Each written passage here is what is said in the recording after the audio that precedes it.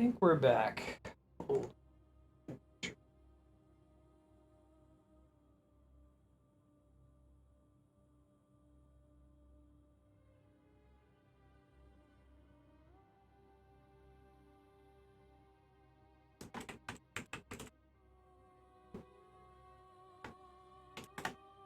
Ignore the title of this queue. It's still exclamation point Bloodborne or exclamation point Souls to add your 3 stat choices to the queue.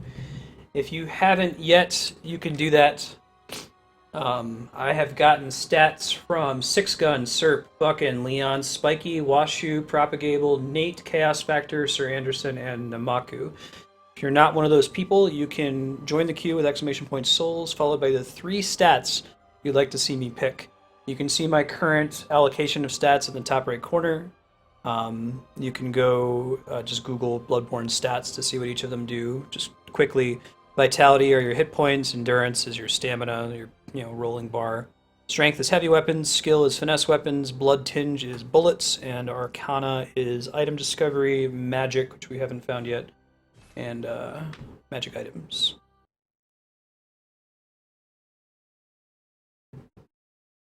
Let us play. We'll be playing this until about 5 Pacific, and then we'll be doing some Lost Odyssey. Hey, we still have quality options, that's fun.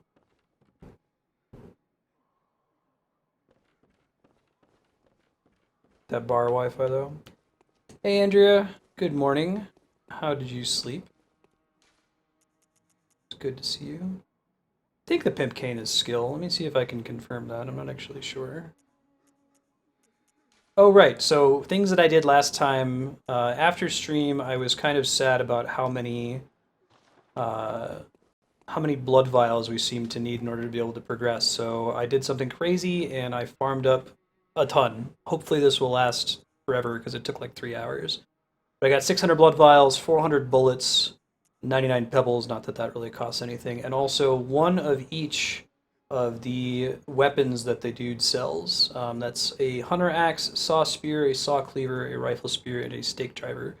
My plan for now is to continue using the threaded cane. It has my best stats. It looks like the B is in skill, so it is a skill-based item. The axe is more strength-focused. The saw spear, I guess, is a balance of the two. This is probably the best, given that we continue to focus on skill. But I'll keep those as a backup. This second weapon in particular is actually kind of useful when you two-hand it for certain enemies, so I'll keep it as a backup since there's no, like, system for punishing weight in this game. But I might do, as we get more weapons, I might do another vote in the future to let people influence which weapon we use. Awesome, Six Gun.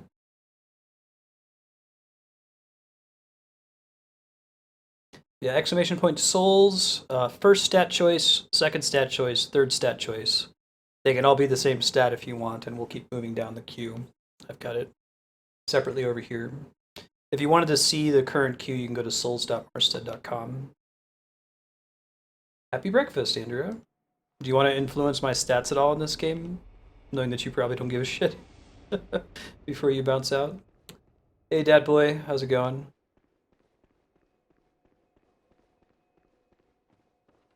Maybe. There might be weapons later that require base stat in either strength or skill. Yeah. I guess up to some threshold, right? It's probably worth doing, but maybe not all the way. Alright, so in the last episode of Dragon Ball Z, there was a dude up there with a machine gun who was trying to kill us. And he was unsuccessful. We killed him. I can't really take credit for killing him because he ended up falling off the ledge, Taurus Demon style. So that was cool. Didn't have to deal with him anymore.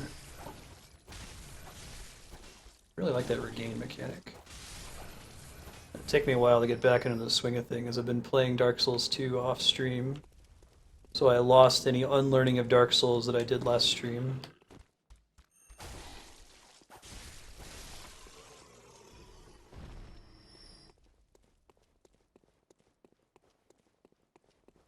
Huzzah and hooray.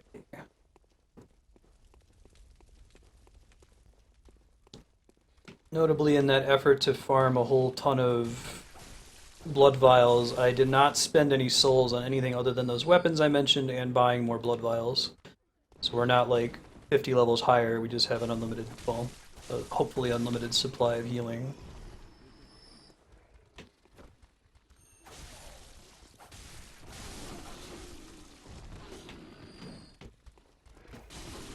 Ouch, dick.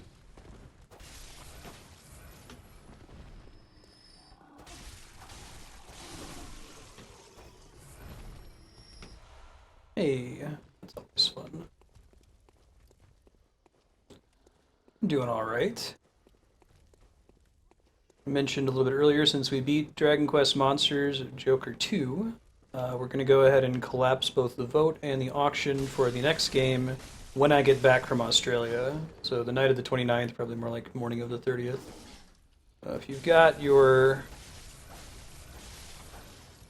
hat in the race, if you're betting on a horse, some other, Kentucky Derby metaphors, that will be your time to get all your points in. It'll be a game in the longer than 30-hour category. This will also notably be the first auction for a game that's longer than 30 hours to add to the list. Also, once I get back, I'll be sending out a survey regarding the voting spreadsheet in general. A couple things that we can change about it. It's kind of exciting. God, freaking penguin ravens, man. Super dicks. Can you not do that? I would appreciate it if you would not. Thank you. And this whip is not doing what I want it to do against these guys. That's what we want. Just before they start going all ham on us.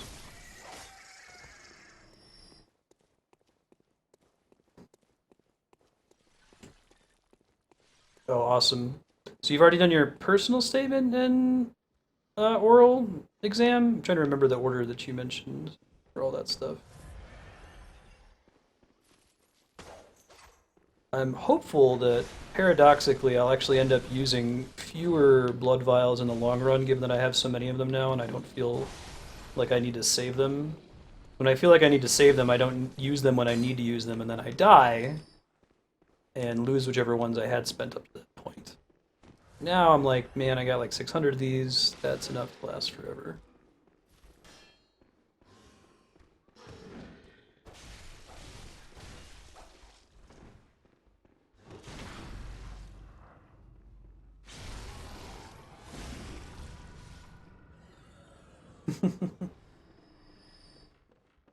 It's like something Andrea would say. Yeah, well, I guess if one of them drops, I'll just, oops.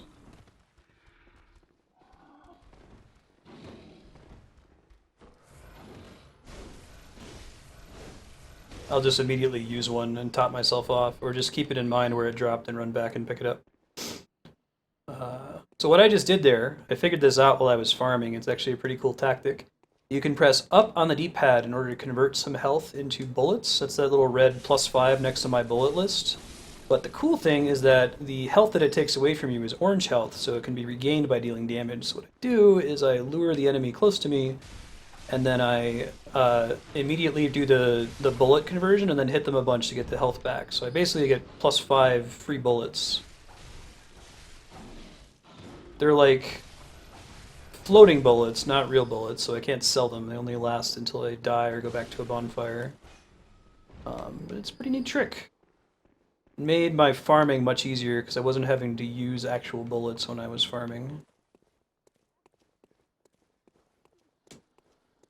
Personal narrative state.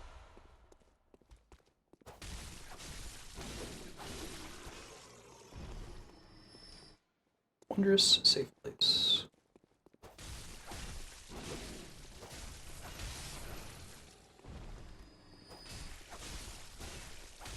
There it is. Yeah, you're always converting health. I wish that it was instant. I wish you just tapped the button and it gave it to you, because right now the big thing stopping me from doing it in combat is that it takes about half a second.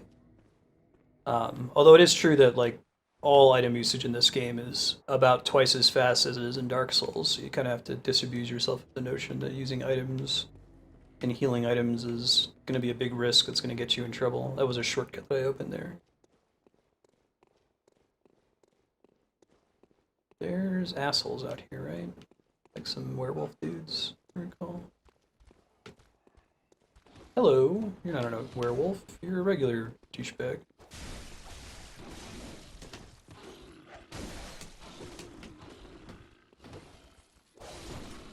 Ouch.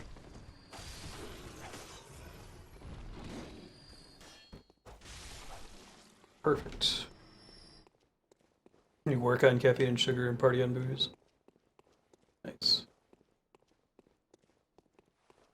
So at this point, like if a blood vial drops, I'm not going to spend one because I'm barely below full health, but if one drops, then I'll just try and top myself off.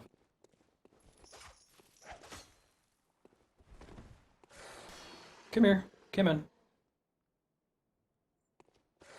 Yep, you're scary wolf. So spooky.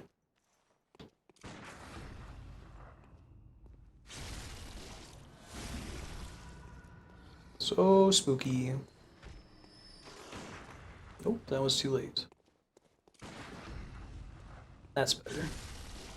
These guys were included in my blood vials farming route, so I'm a little bit better at knowing when to use them. They also drop blood vials pretty frequently, so I was really lucky that they dropped shards there instead. Yeah, this flask is so slow. That was part of me when I finally beat the first boss. How do you pronounce that name again? Gascoigne? Is it Gascoigne? Gascoigne? Gascoigne? Gaskin? I have no idea.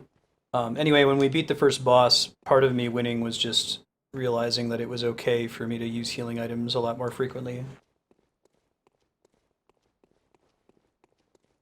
Art with alcohol works. Awesome. Whiskey's a novel and newspaper fuel. Yeah. Hey, it's a third wolf burrow. Come here. Yep, you're scary. You're a spooky wolf. Are you gonna come Gascoigne? Gotcha. Well, he still got a hit off, but oh, that's a bummer. I didn't get to him in time to interrupt him.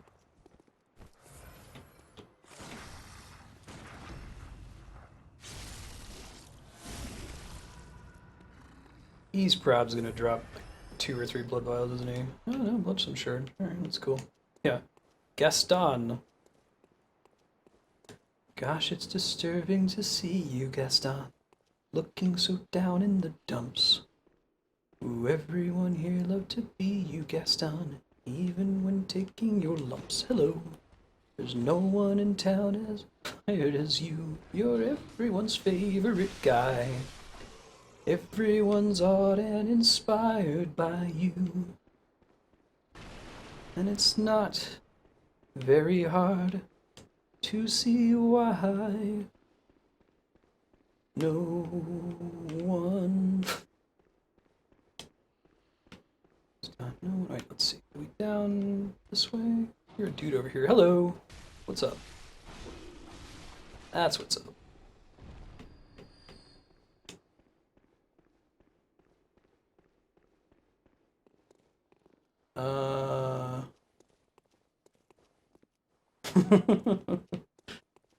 When I was a lad, I ate 4 dozen eggs each morning to help me get large. And now that I'm grown, I eat 5 dozen eggs, so I'm roughly the size of a barge. I think the last time I watched that movie was, I think I was a child. I think it was in the 90s. I was like a kid. I just know that song because I like listening to Disney songs because they kick ass. Emperor's New Groove is amazing. It's might be the best Disney movie ever. Oh, have I not been here before?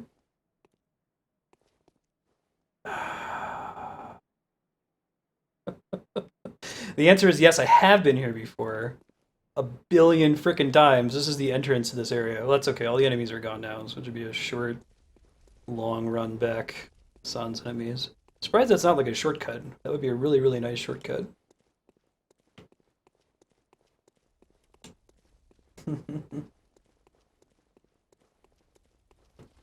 Hey, there's one dude that's back.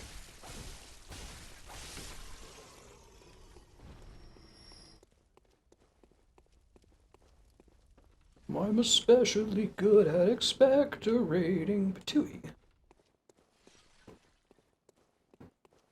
Okay, that's where we drop down.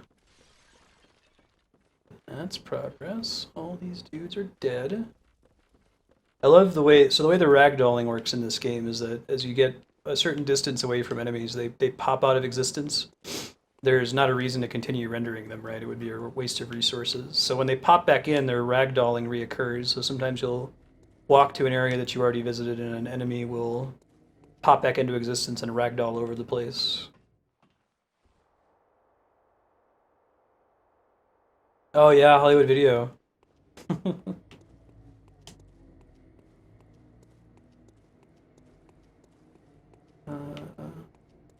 Remember them would just play movie music the whole time.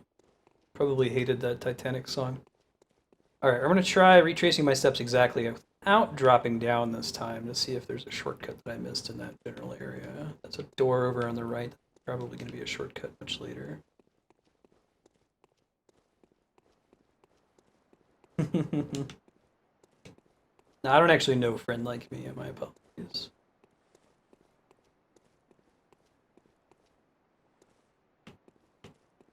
Know a little bit if I can show you the world. Or a whole new world. You see that video on YouTube of the dude who does both parts from that song? And just, he nails both of them. He's got a really crazy range. Google Whole New World, both parts. Prince Ali is pretty good, yeah. Prince Ali, valiant is he, Ali Ababa. So this is the shortcut back to where we've already been. I know, I'm shameful. I know the Gaston song, but not all of Aladdin. I ought to be crucified. That song is a good one. Yeah. Defeat the Huns. I don't think there's any purpose to this. I guess maybe there's another bonfire down here that this can serve as a shortcut to. But otherwise, this just seems like a bummer. If there was like a thing I could knock down to climb back up here, that would be pretty cool, but I don't think we have that luxury. I also don't think there's any way for me to like drop down here without dying from falling damage.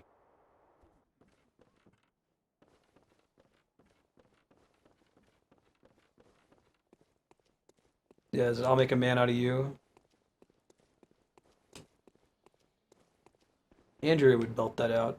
One of these days, you guys should get, when Andrea's on stream, you can do some Disney song requests.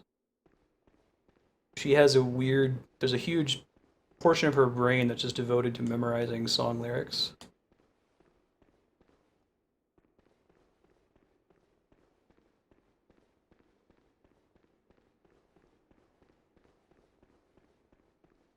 That's the best song from that movie. That's like the best part of that movie.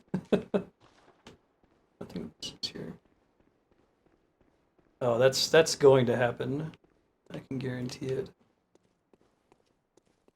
Maybe there's a game that's basically that, right? It's that Disney Fantasia game that Harmonix helped make.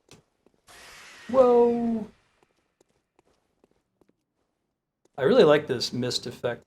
It fits well with the theme of the Souls games. Spooky. I mean, one of these days I'm gonna get a backstab, but you have to have you have to get the jump on them and you have to do a charged attack. It's hard.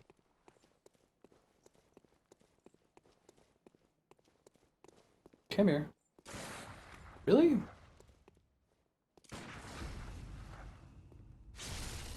ES4 making questionable decisions there. Oh man, all these bloodstone shards. I think I need twin bloodstone shards to upgrade my cane further. But that would let me upgrade the cool axe. So I think I understand now. I keep getting these emblems that drop from dudes, and I didn't know what they did, but what I think they do is they increase the inventory of the shopkeeper in Hunter's Dream, the base town. Okay, 10 bullets. Sweet.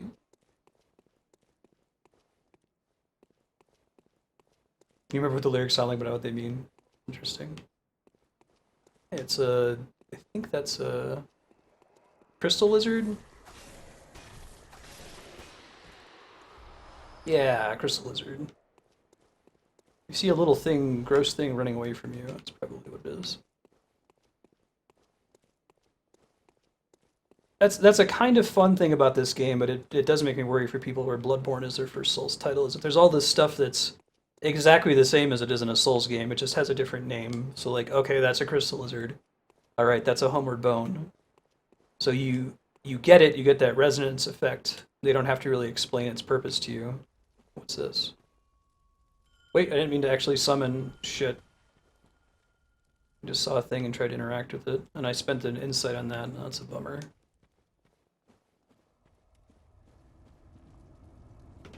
Oh well. Vile Blood Hunter Alfred. Can I make him go away? Well, I'll use him for area progress. If we get to a boss fight, I'll see if I can dismiss him. I think I have an item that dismisses. Too bad, though. It's a waste of resource. Got a really cool looking giant hammer. Oh yeah, this is the guy we met. That's cool. Remember this dude?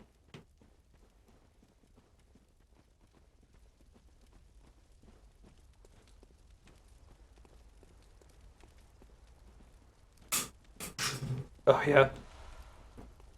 The hard Osu songs. Oh wow, it looks like he actually takes damage though. That's interesting. Summons in Dark Souls like are basically invincible outside of really, really crazy attacks. He seems just as weak as I am. This might be a boss fight. That might be why there's a summon guy outside. Not sure yet though. Yup, that's a boss. Alright, let me try to unsummon here.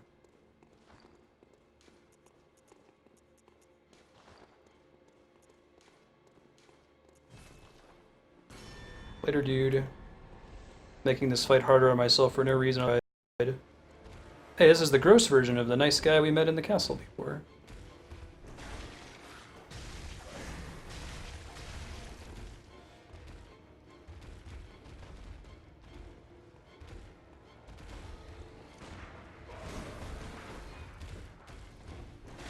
Shit.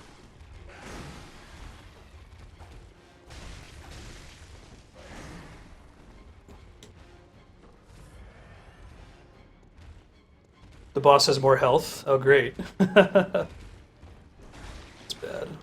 If I die, I won't feel that bad, I guess.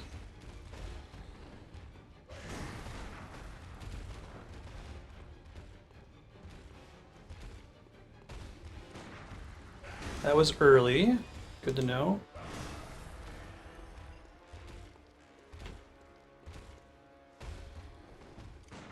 That wasn't good at all. Trying to practice parrying it. Well, it's going to be harder and I'm not going to be able to beat it. A resource problem. Oh wait, there we go. Nice. Oh god, it has so many hit points.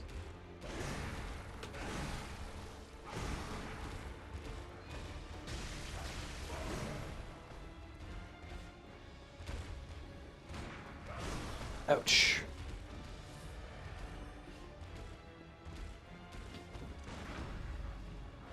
There we go.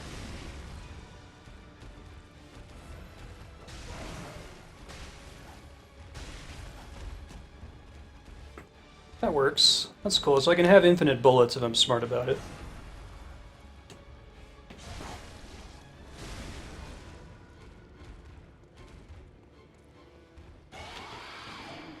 Uh-oh. Got new shit he does now? That's never a good thing. Please don't have new shit that you do.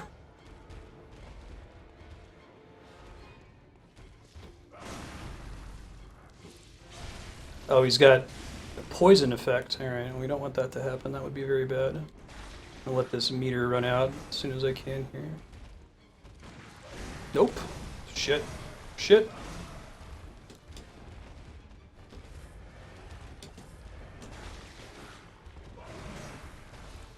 I think I've got something to remove it.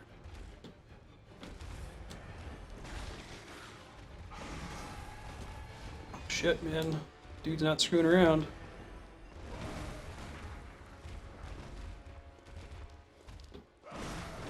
Nope, that's not how that works.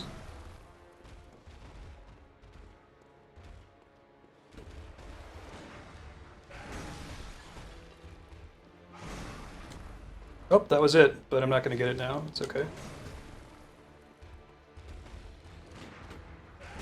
Okay, I've learned to charge in that a little bit better.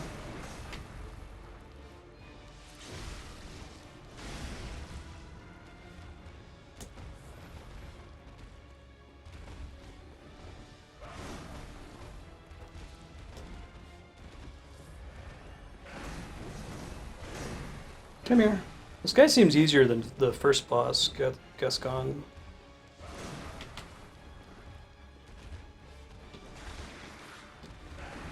Shit.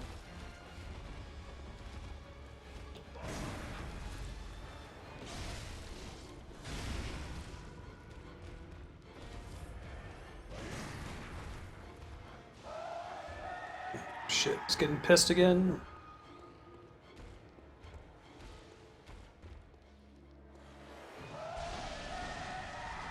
Yikes. Shit, that was bad. Should have actually gone for the repost there. Nope, that's the one that's a longer charge. Nope, incorrect. Not the best way to do that.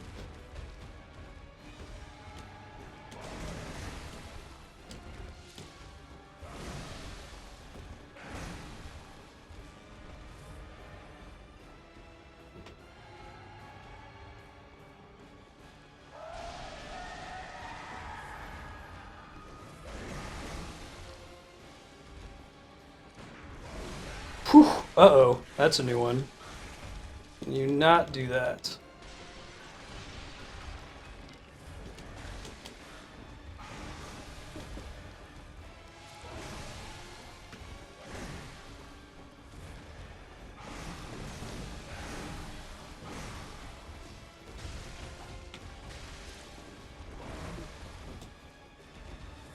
I got slow poisoned again, didn't I?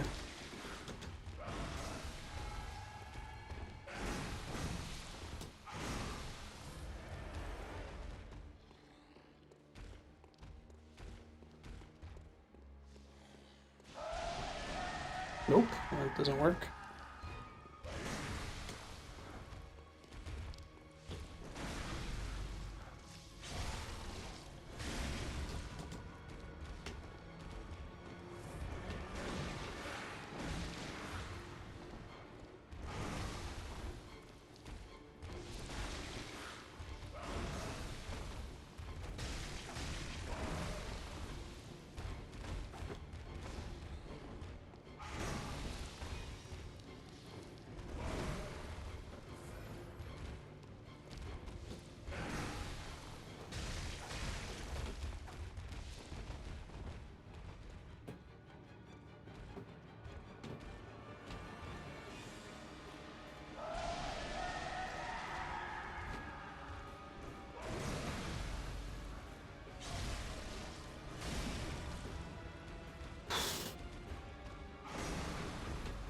Shit. Just get in there. Whew!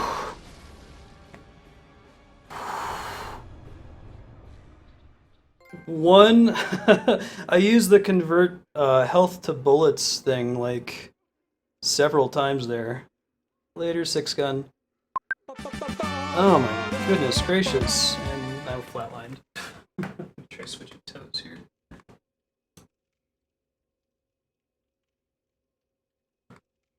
It was really good, Prop Cable. Oh my goodness, that was scary. That was really scary. Let me breathe for a couple of minutes here before we do anything.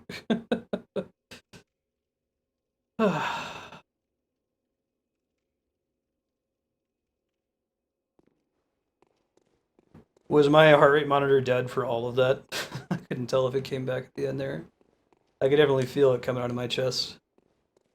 Jiminy Christmas. Hey, it's a bonfire.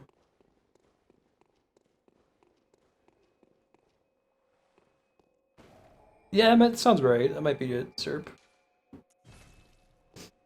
All right. If you have not yet done so, please add your name to the Bloodborne queue. To do it, type !souls or !bloodborne and then the 3 stats you would like me to pick. You can see the stats in the top right. Vitality is health, endurance is stamina, strength is heavy weapons, skill is finesse weapons, blood tinge is bullets, and arcane is magic / item discovery / magic weapons. I'm going to go ahead and level up a little bit here. Probably can't do too many with 15,000. And I'll go through. I'm going to be going through the queue a couple times here. 6 gun updated to blood tinge, blood tinge, blood tinge. That's fine. Update is here.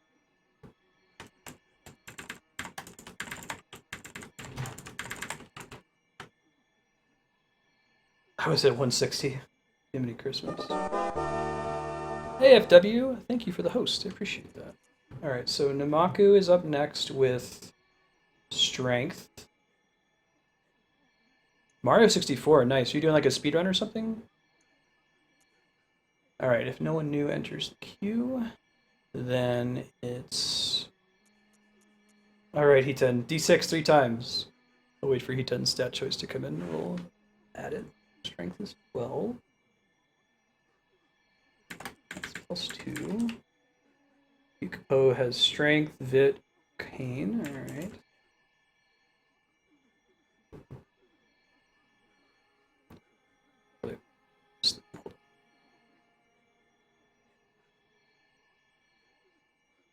Oh, that's a fun way to do it. FW, I like that. I'm currently having viewers decide my stats and souls, which is probably going to end in death. Strength, strength, blood. Based on quests. But I don't have enough for blood yet. I might see if I have consumable souls to bump me up to it. I need 1,200. We'll take a look here in a sec. All right, so that strength is now 13, which is a total of +3. Namaku has had their first choice. Yukupo has had first choice. Not yet drawn for Heaton style. Alright, gotcha, Sornus.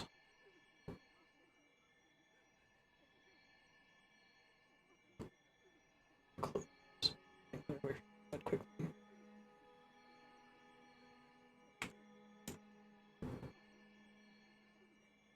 Sornus Bear with skill, arcane skill. Got it. Alright, rock and roll. See if I can use some consumable souls to catch myself up here.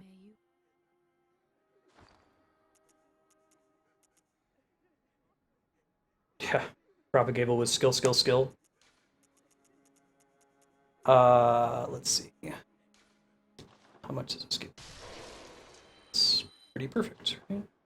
Needed like 6,000, so use one more of those and we got it. Welcome. What is it? Very well. How far are you in Mario 64 so far, FW? 6, 1.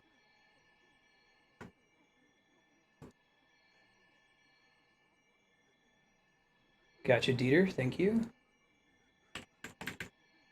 And then Heaton is 1. BLD. D6. Thanks, Dieter. I actually just saw what you put in.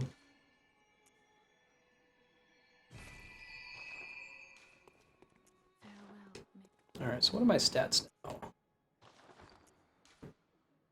13 strength, 14 skill, blood tinge. There's a item that I am not qualified to use yet. Right? I need more blood tinge for the rifle spear and more strength for the stake driver.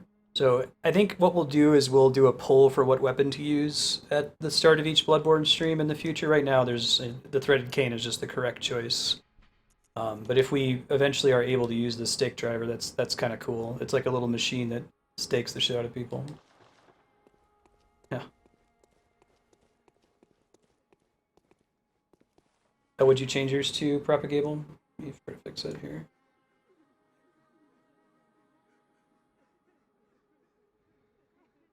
Your lowest stat, roll a d6, your highest stat.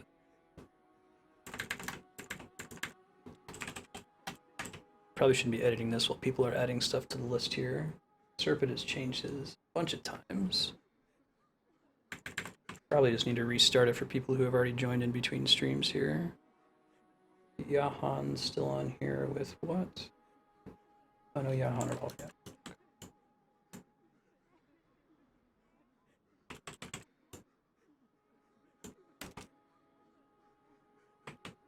And we already got source. Okay.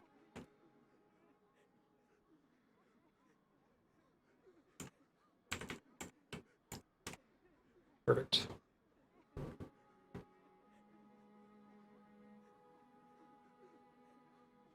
You should play Undertale if you haven't yet. It's totally worth it, I think.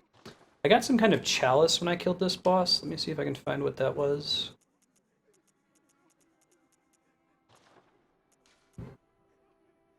Numero chalice. Ritual chalice in the Church of the Good Chalice. Using a ritual at the tomb altar in the Hunter's Dream to break the seal of the old underground labyrinth.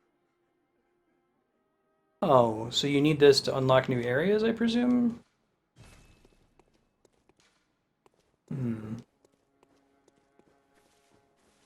Or is this the chalice dungeon that people were telling me about? Use ritual to create a chalice dungeon with the chalice ritual, or to search for chalice dungeons for hunters and other worlds. How do you... What... I've never heard of this before. What are chalice dungeons? Like, what the hell is that mechanic?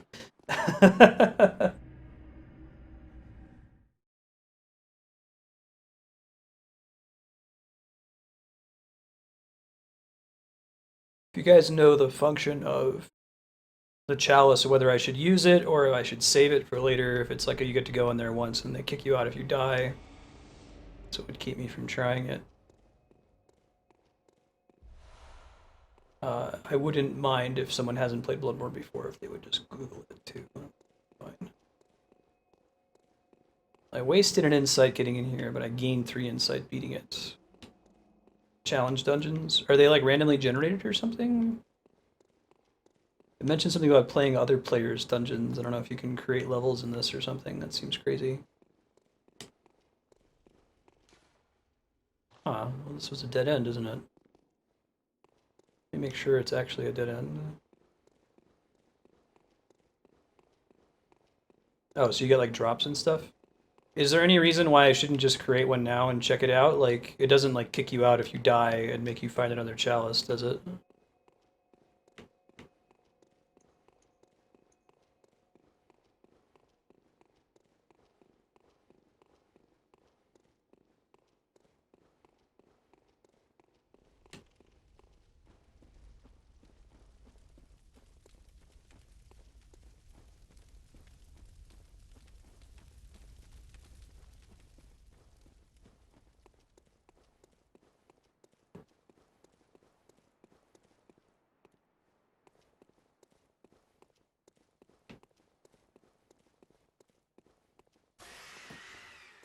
Howdy. How you doing? Well, that was enough. Not quite enough, but...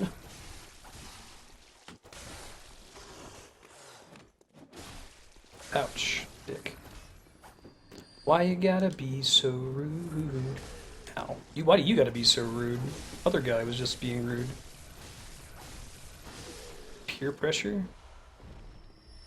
More bloodstone shards.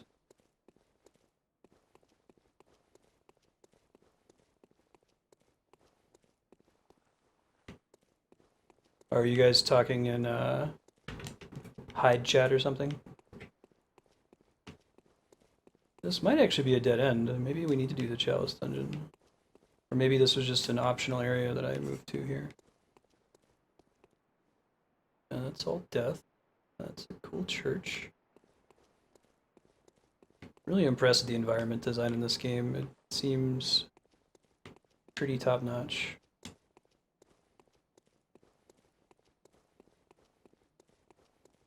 Huh, alright. Hello, hello, hello. Said hello, hello, hello. Can you not hear me? Here. Get away from the other ones. I'm not fighting two at once. Yeah, no worries. Like even a lot of the Souls folks just haven't played Bloodborne because it's a PS4 exclusive. This PS4 is basically a Bloodborne box for me now. Some Uncharted.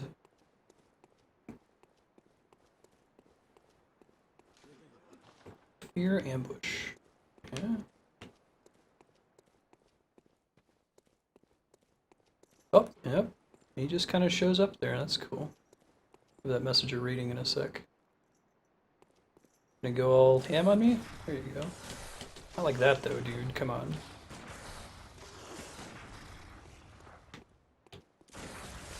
Oops. That is not the correct way to fight him. You don't want to let the Wolfman eat your head. I recommend against that strategy. Not very effective.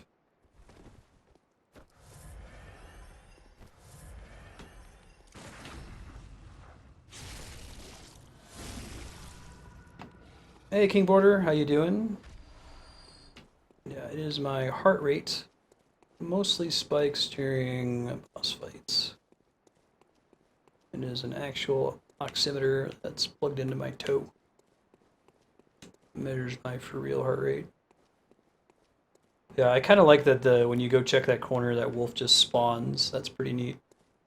As opposed to having it actually be there or drop off the roof or something. It's a good horror thing, as long as they keep it away from you so that you can't see the spawning happening. Go ahead and rate this thing. So that's my own note? Interesting. I certainly didn't place that one.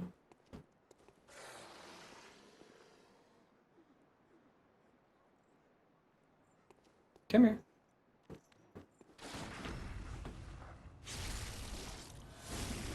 Usually it's excitement. Resource allocation. Resource allocation and excitement.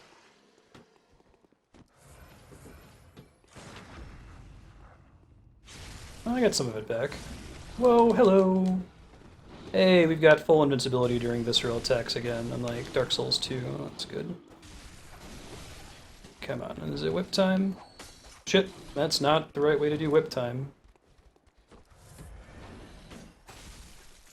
Dark Souls Castlevania.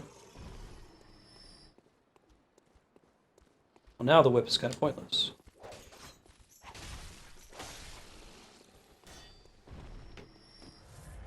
That's cool. We got buku blood vials. Man, more bloodstone shards. Thought maybe it would. This is the door that says doesn't open from this side, right?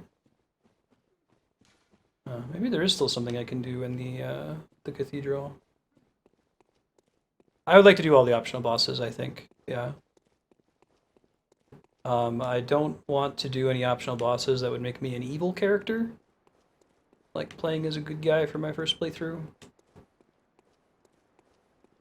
I just recently beat Vendrick in my second Dark Souls 2 playthrough, and it wasn't worth it. I mean, it'll be worth it to do the different endgame content, but there's no real reason to fight him. It's not an interesting fight. It's like basically fighting a giant hollow forever. Because he has so many hit points and his defense is so high, even if you reduce it.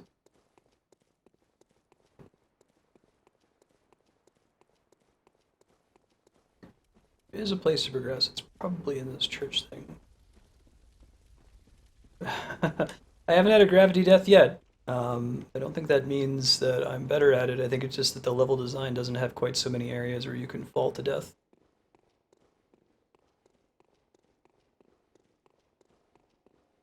Oh yeah? Alright, maybe check that out. Although I think that for optional bosses, I'll wait till the very end. I'd like to like discover them on my own at the beginning. I wasn't clear on this. This is my bad. I like to discover them on my own at the beginning, and then at the end of the game, right before the final boss, you guys can direct me to anything I missed.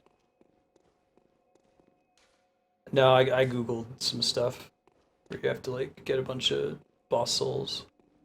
I'm working on getting the platinum trophy. It's all thanks to Cooperator. Yeah, I know, he was really helpful. I might go look for this optional boss in Central Yarnum now that I know about it. There is an area that I never investigated that I saw while I was farming for blood vials, so I might start there. The path that I just didn't take. Am I close to a level up here? Oh, they backslid. They don't tell you how much you need to level up anymore in the stat screen. What is it?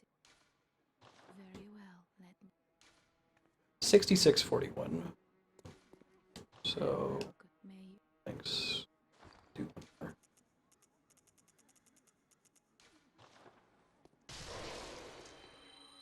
welcome. What is it? Very well. Let me Next up is Yahan with Strength.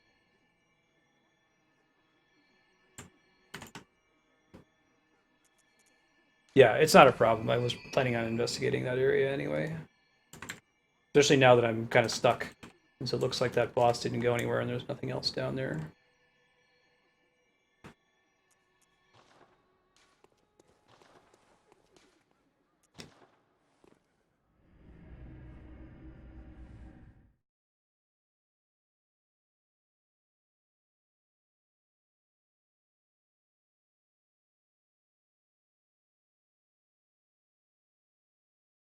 We'll see if this game has like a Blight Town equivalent where there's a ton of bullshit places to fall to your death.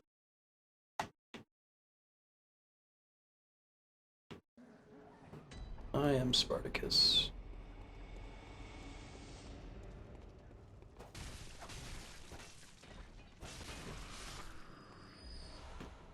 Those are summon things. Don't interact with them. You'll waste your shit.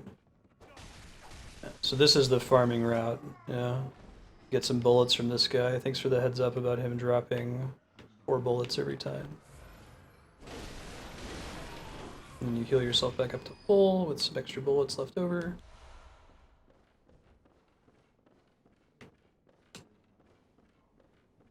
Ben is the one who is Spartacus. Yes, he is.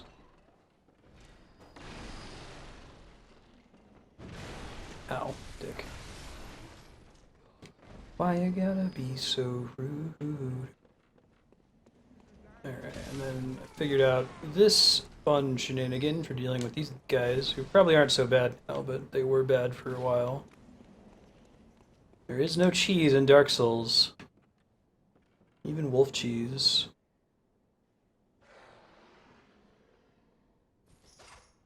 Come here. Come on. Oh, you can't fit through the door? Oh, that's too bad. Just whip you to death from out here. Oh, that's a bummer. Maybe don't be such a massive, the horizontal hulking beast next time. Probably fight this one for real, since there's just one now.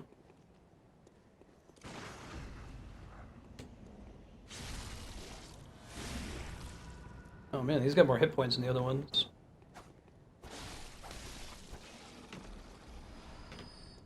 Hooray! Yeah, those guys are really worth farming. They drop 3 apiece. So this is the bridge that I was talking about that I didn't explore before, and I kept seeing it because part of my farming route was going up here, killing this group of penguin ravens and this hunchback guy. Ow. Can you not? I finally figured out what that little circle is underneath my bullets, by the way. It's the current transformation state of my weapon. It's the actual thing about wolf cheese. Awesome. Keep the wolf from the door. Use Limburger.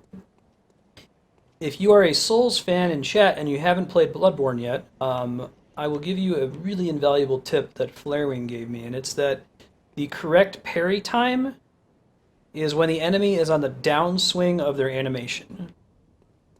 So like, not as soon as you see them commit to an attack, but when they're already using momentum to, holy shit, how did I not come down this way before? Dude, this guy's huge.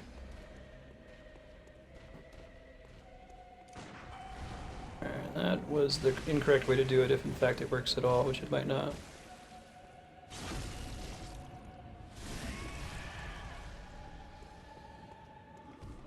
I like that the bosses in this one spawn differently, right?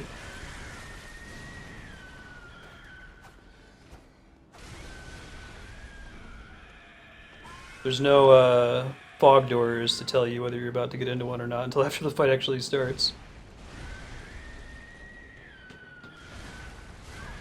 Oh shit. Is he doing some kind of explosion attack? Man, I wish I would have fought this guy first. And less stressful than the Father Gascione fight. Felt like I'm just bad. This is a more traditional Dark Souls kind of fight, it looks like. Oh shit, I want to roll out here.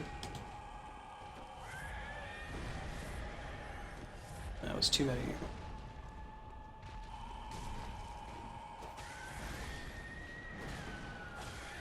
Thanks for the note rating, whoever did that.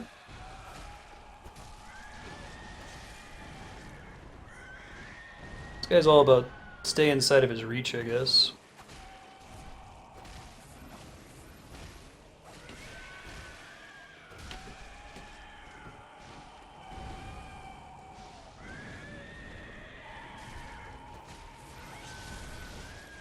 There's that message we read that said the healing church is actually kind of shitty, not really friendly people.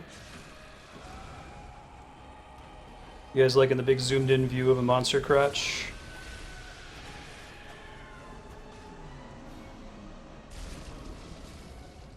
Gascione?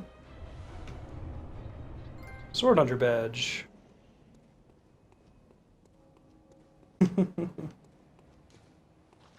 You're a woman.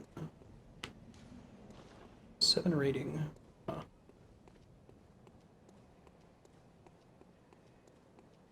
Oh, we get an extra bonfire from that. Well, that makes sense. This maybe kind of is a good farm point. I'm curious what the badge affords us. God, I wish we would have fought him first. Where? Ow. Where? First try. One of the badges described to the healing church. The silver sword is a symbol of church hunter. Or a church hunter, excuse me. Ludwig is the first of many healing church hunters to come. Many of whom were clerics. As it was, clerics transformed into the most hideous beasts. That dude's pretty much like the opposite. Well, okay, so he's similar to a Dark Souls boss in that he's really big and he's got big attacks that are telegraphed and easy to dodge. But what makes him different is that it seemed like the correct way to fight him is just stand in front of his nuts and just attack and never stop attacking, because his reach is so long he can't hit you. And if he does hit you, your attacks are just going to heal you back up to full almost immediately. So I wonder if the lesson learned from fighting that boss first would get you in trouble against Father Gascon.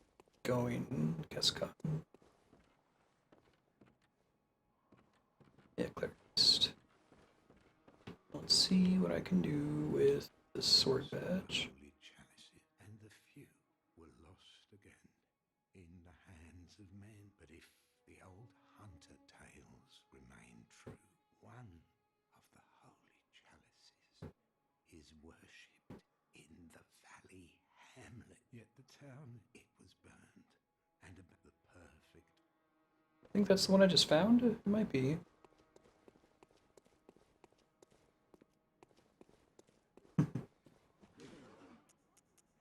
What a guy, Gascon.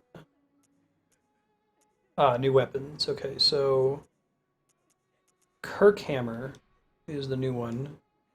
Requires 16 strength, so we can't use it yet. Although according to the current stat decisions, we won't actually probably pick it for a while. Trick weapon used by healing church hunters. On the one side, an easily handled silver sword. On the other, a giant obtuse stone weapon. That's pretty cool. I love this whole trick weapon thing. It's such an interesting mechanic. Ooh, repeating pistol. Crafted with mostly metal parts and exhibiting a complex design, the repeating pistol fires 2 shots at once, making it a ravenous consumer of quicksilver bullets. Yeah, no, I'm okay. Thank you, though. Looks like that's everything that's here.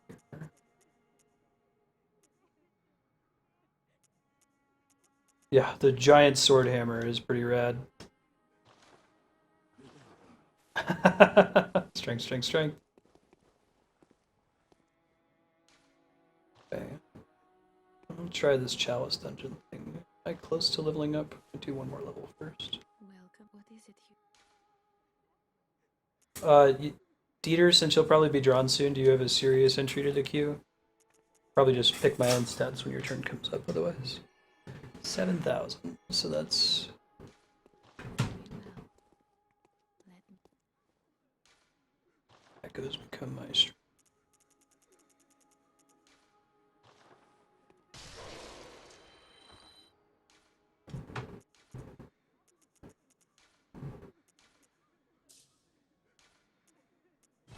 Hi, Ben. Yep, walk right in front of the keyboard. That's great.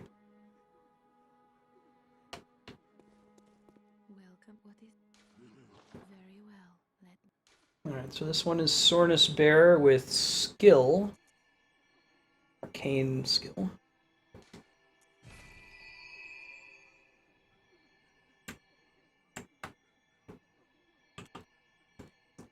That puts my skill to 15 plus 6. And let me look at my overall stats here. I'm sure they're all right. 14, 18, 14.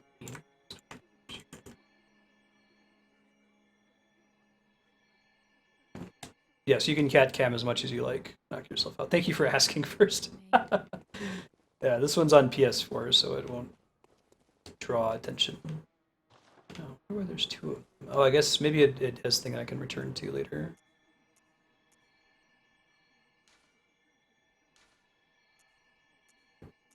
Oh, interesting. So I can use the ritual blood. Oh, I need to use souls and ritual blood. Interesting. And it looks like it randomly generates a dungeon that then other people can check out, so you can like share the random dungeon with other people. That's kind of cool. I like that mechanic. If I'm correctly understanding it. Couch cam. No.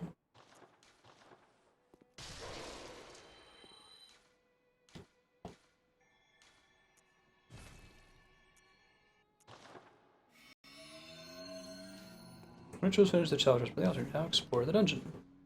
Chamber of the Seal. Man, I feel like random dungeons fit pretty well with the Souls playstyle. I'd like to see more of that in later games. It's pretty cool. There's a lot of neat stuff they can do with it. Get the dingo cam. Dingo ate my baby. Way to let you have to cat cam in Australia. Let me think about that. Maybe.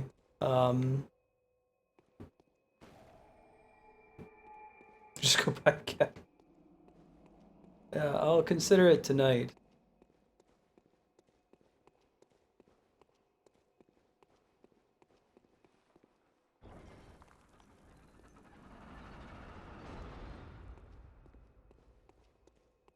I don't think I've ever seen a dingo.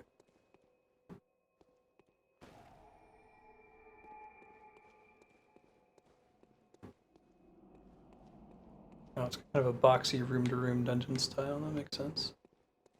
Hey, it's giant rats. Everybody's favorite. Everybody loves giant rats. Everything's great with giant rats.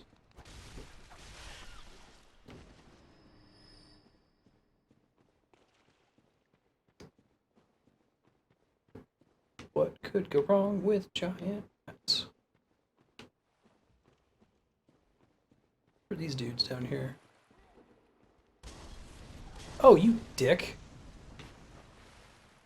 Firebombs at me? List of things I ain't trying here. And then you drop down. Don't even fight me. What the shit, man? Super rude. The rudest.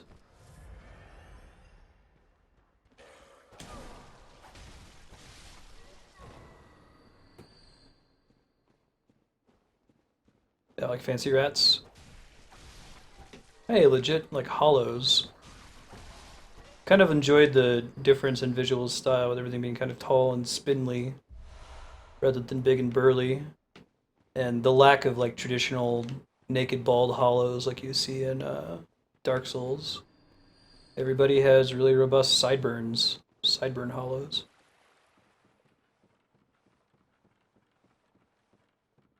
Oh man, Pit in the Pendulum, Sen's Fortress. Oh, there's still notes here.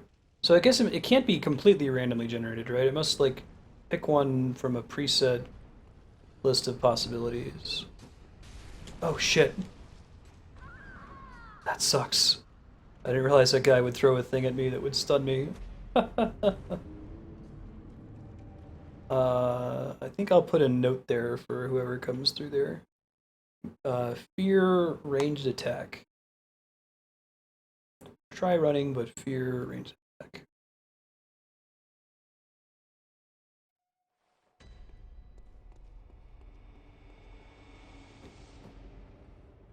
Student driver. Yeah.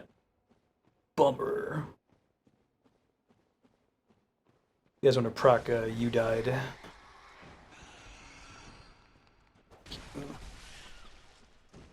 Someone's probably done that hack for like the PC version of Dark Souls 2 and 3. I know there's the one that says thanks Obama when you die, which is pretty funny. Alright, don't you dare drop down, buddy. Don't you dare. You stay right there and... God damn it.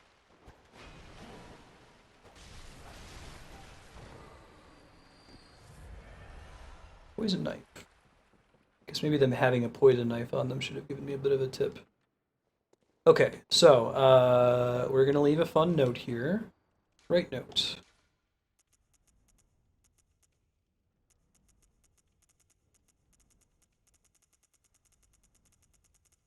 Fear tactics.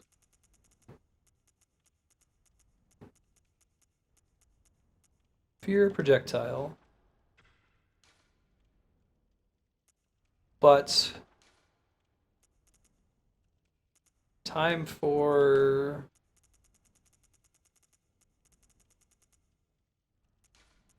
charge attack might be correct.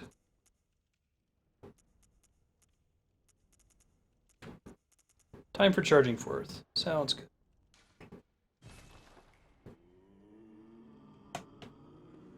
Yeah. Just change all of the you died text to stuff from that game. Shit. Who are these red dudes? It's new. Oh god. Whoever they are, they're kicking my ass. Should be Christmas. What's going on in here? So conceptually, I'm a really huge fan of this Chalice Dungeon idea. I think it fits in really well. Oh, is that the same bell ringing sound from Demon Souls? I think it is. The Mind Flayers.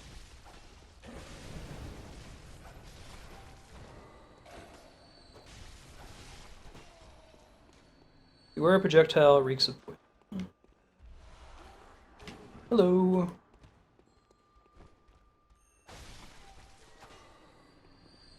Is she like raising these things or something?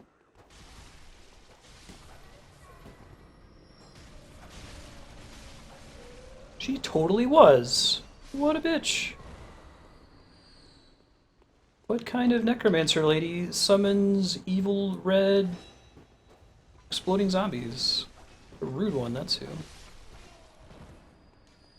Beware of fatty. Yeah, that's a fatty, alright. Come here.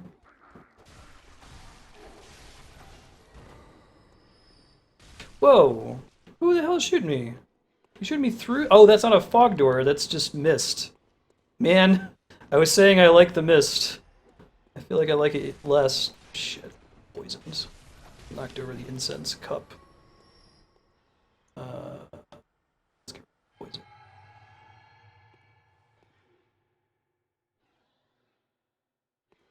Add the mod in the announcer's voice, right? Uh-oh. He heard that. Or no, he's just an idiot. That's cool too. Ah, I hate you. I hate you so much right now. Way to aggro the fat guy, dude. So much for rolling through that. Holy shit. You know what I'd like very much? For there to be friendly fire damage for the enemies.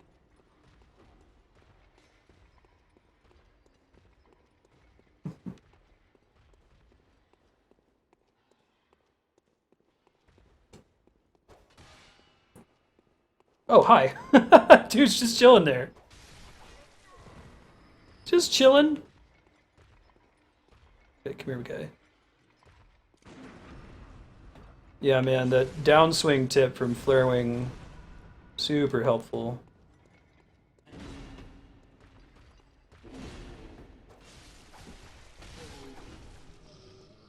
Alright. Oh man, just got all my blood vials back. Beautiful.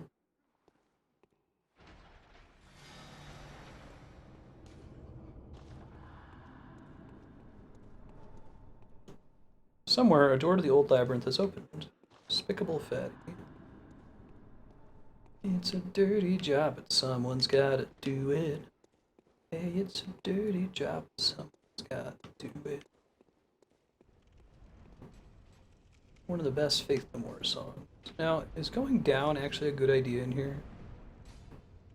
Like there's bullshit down there, so maybe not.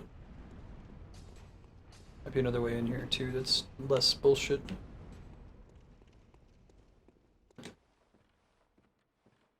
Alright, I don't need to fight those guys again. I don't think they do us any good. Let's see what's down this way.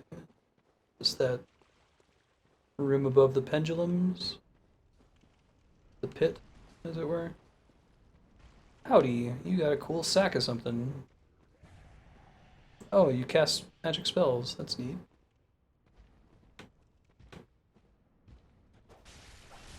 Shit. Holy shit, he hits hard too. What's your deal, dude? Oh, you get into pissed off mode. That's rad.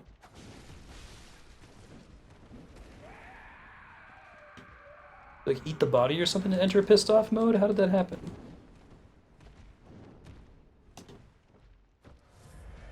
Oh, he still has the body. That's a bummer. That's okay. We already made progress in the one direction. We should really get those souls back. Just need to figure out what this guy's deal is and how I can go about punishing him.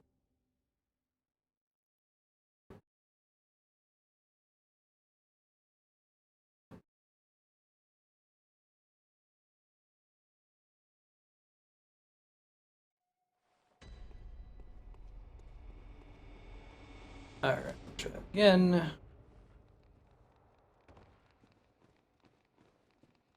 I feel like fully half of those deaths were Father Gascon.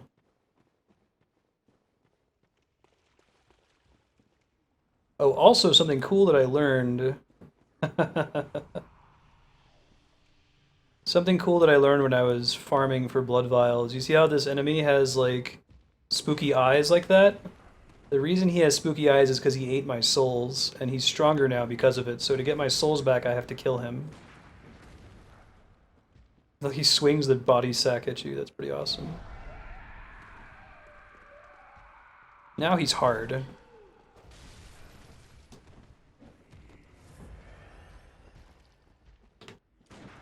There it is. Wait for the downswing. I think that's a fun exploration of the drop your souls mechanic in the first place. Oh, and he gave me more ritual blood, which is what I need to do these again, so that's cool. You know, the design space of leaving your souls on the ground when you die and having to recover them, it's cool to have an enemy pick them up and become stronger through them, and then you have to kill the enemy to get your souls back. I think that's really, really smart. Hope that the Soul series proper picks that up. It's very clever. I don't know if it's in Dark Souls 3. I think it's fitting with the flavor of Dark Souls as well. Hello, how's it going? You just fell down here and fought me. That's rad. Didn't even know there was a dude there. Jiminy Christmas. Anyway, the flavor of Dark Souls being that like souls are a source of power for all beings, not just you as the player character. So it makes sense that enemies would try to take them. Is that a rat king? Oh, just a bunch of rats.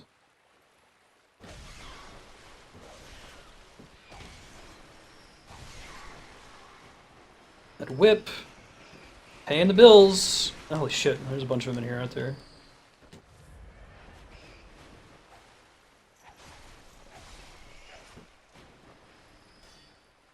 So many rats.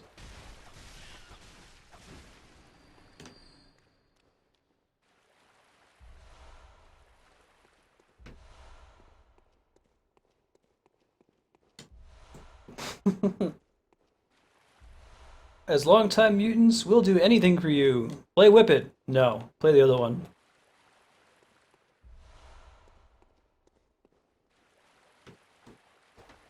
Do they make Molotov mocktails? What's all the message here? They'll just say pointless or something? Read message with care. It is all thanks to giant beasts behind you. Maybe that opens later. Or hopefully me pulling the switch earlier is a permanent change to the level and not a temporary one.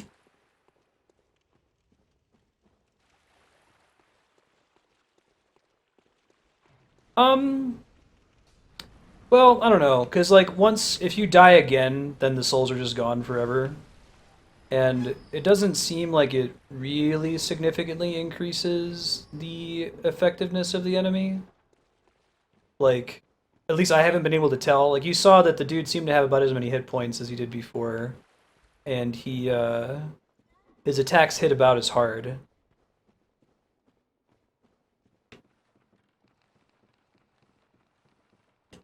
I think it's in keeping with the theme, though.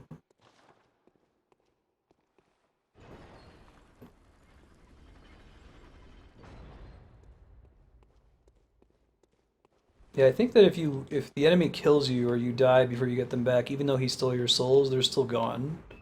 So that might be a nice way to balance it, is that, well then... Holy shit. Whoa! Hello! You're a tall, gross man. Suddenly boss fight. Okay. I didn't realize that Chalice Dungeons would have boss fights. This might not be the kind of dude that we're allowed to parry, but figure I'll try. Pretty cool looking. Got the candles on his back.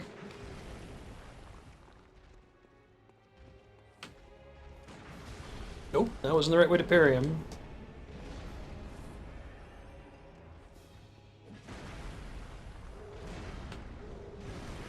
No, I don't think this is working. He may not be a parryable dude. That's okay.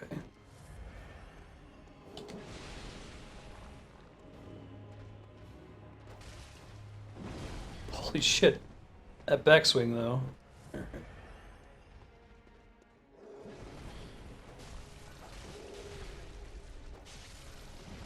Ooh, I was trying to back up, but I got way too close.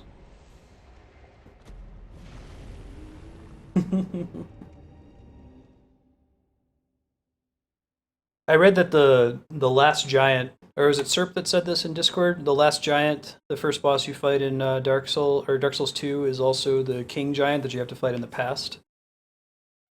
That was pretty rad. Alright, so we were super dead, but the boss fight is right there. And we'll have to practice it a little bit. Parrying is not a thing in this fight, unfortunately. Ow! Did you hit me? Man, rat hitboxes are broken. Saw how far up the ladder I was when he hit me there. Time for cooperators. A hunter is never alone.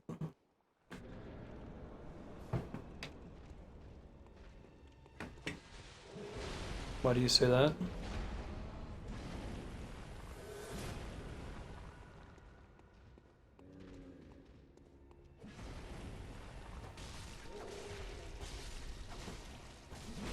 Ooh, ouch.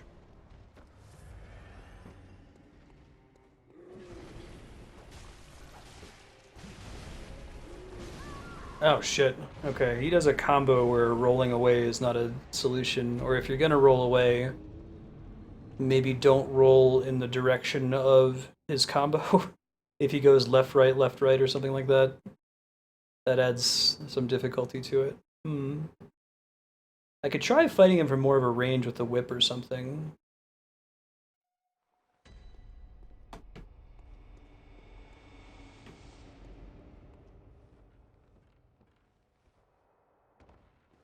Yeah, thanks, Ben. So yeah, what's wrong with the counter?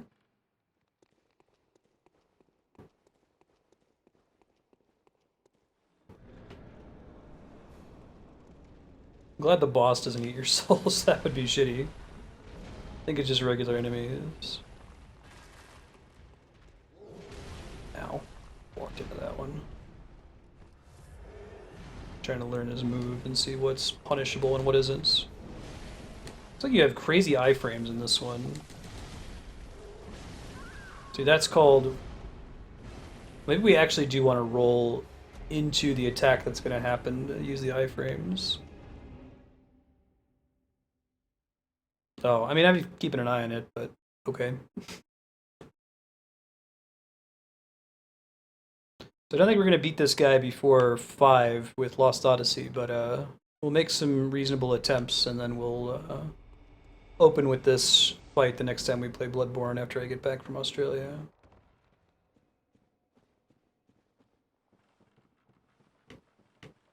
Because the rat doesn't always aggro you and attack you from like 2 feet below you. That's good.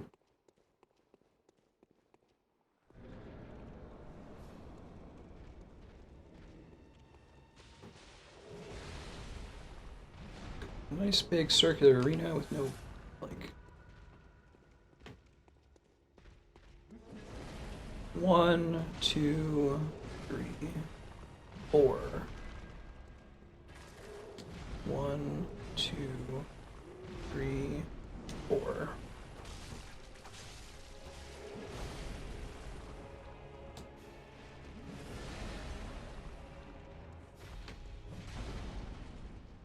That's a good move to punch, I feel like. Whoa, he can swing behind him? Oh, jeez.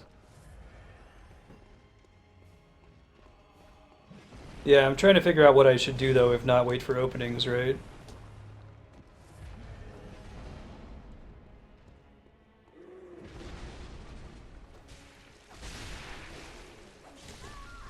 Oh wow, he stepped on my face. I thought I was doing okay there. I would be spared a one-hit kill. Alright, it looks like his hit points are reasonable, though. Like, we got him to, like, 70%.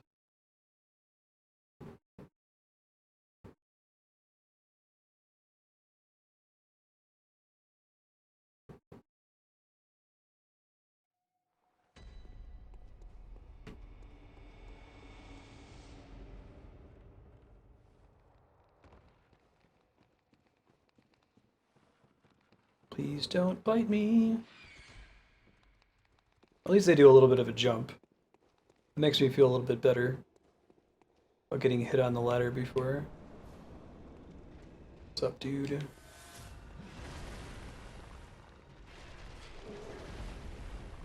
I just want to dodge spam around him or something. I can roll under his legs all Ganon style, but it doesn't matter because he can attack from right behind him.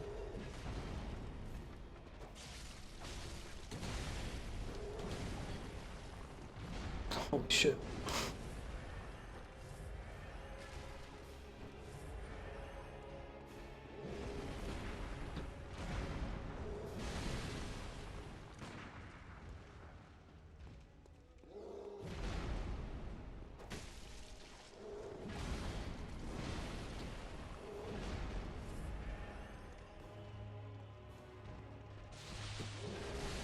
Holy shit. That attack in particular does a ton of damage. Yeah, right? Points in vid. Every time you're left with like a single hit point. I'm tempted to not continue with this boss next time we play because I don't know if the Chalice dungeons are calibrated in a way to make them very doable at any level. He has one attack that if I'm at 80% of health, he one-shots me with it. And it's not as conducive for me learning the fight if every time he happens to use that little spin attack, I'm just doomed. But we'll continue playing him for the next 8 minutes, and then I'll try to make a decision. I think this Chalice dungeon will stick around for next time, so we can maybe come back after we level up a little bit more. Get some new armor maybe would help.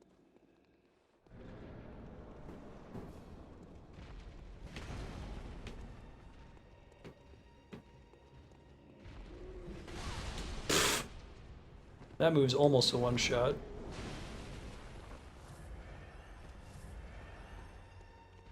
Because I can just abandon the soul. It's like 3,000. But... try to bait him into jumping at me.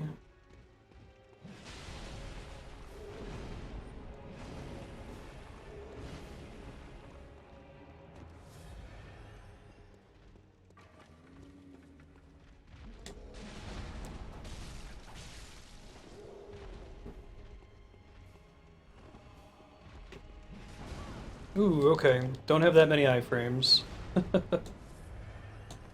That might be the way to go, though. We can get it to work.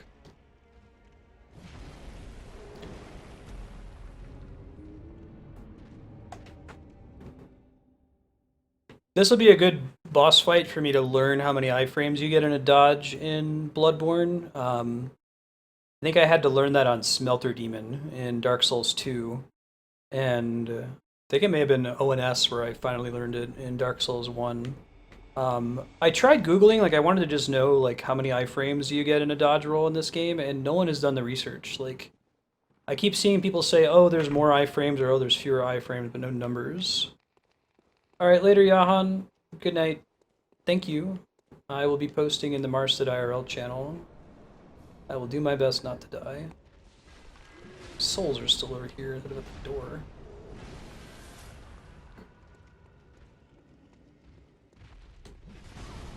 That still hits you. Wow, maybe you don't have any iframes at all. The internet said that you do, but... like, I feel like I pressed it pretty well there.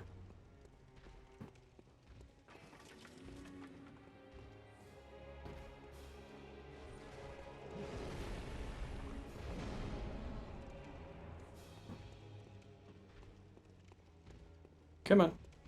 I guess I just have to be later. I'm not sure if that was iframes though, or just dodging away from his blades.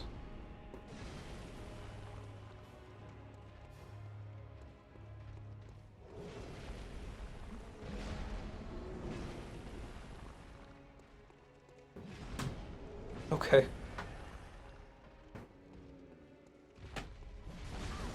Wow, see, yeah. Maybe there's no iframes in this game. That can't be right, though. Not from everything I've seen online.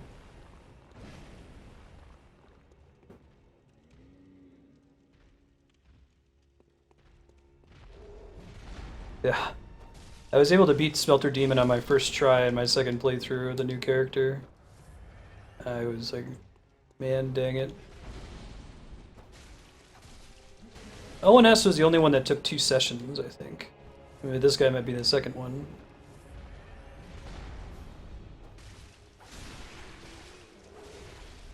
Now it looks like he takes a big burst of damage with some hits. I don't know if that's like a critical hit mechanic or something.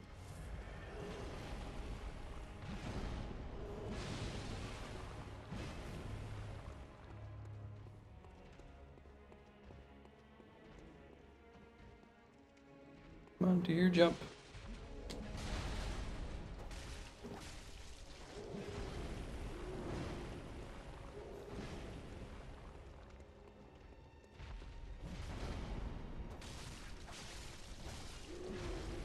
Oh wait, no, there were totally iframes there. Okay.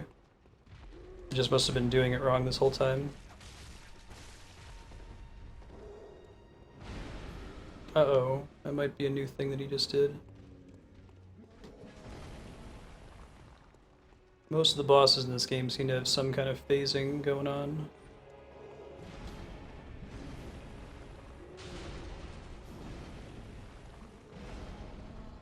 I did not burn the windmill, no. That was a really long time being stuck on that part. It's not fun.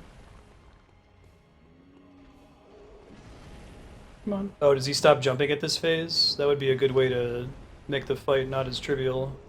It's the easiest one to dodge and punish.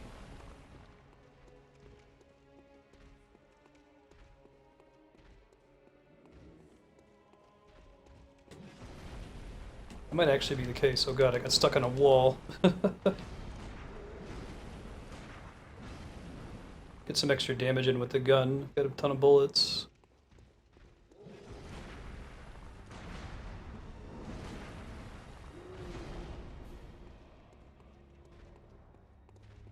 Yeah, it was like one of the earliest areas I visited in Dark Souls 2.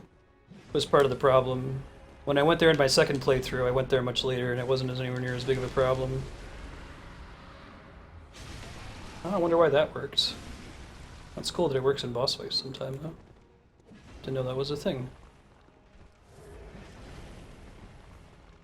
Good to know he still does the jumping move. Create more distance with him, maybe.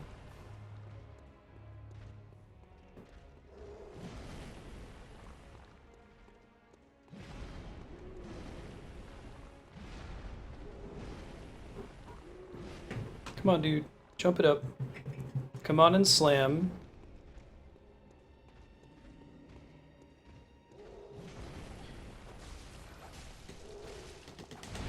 Shit. Got really greedy there.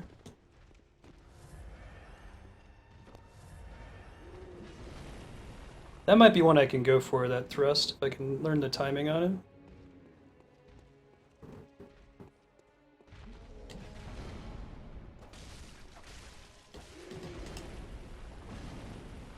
It feels like dodges can cancel out of attacks almost, or at least like if I start spamming dodge on my third attack there after he jumps at me, I'm usually okay. Shit, that was bad. That was really bad. Get out of dodge.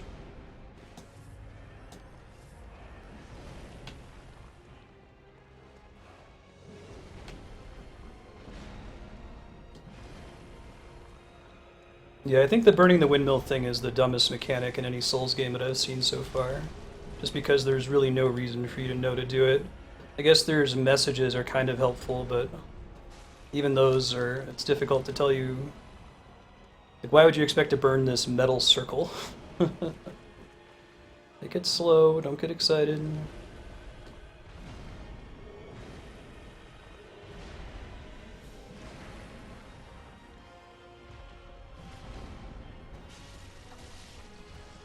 Whew.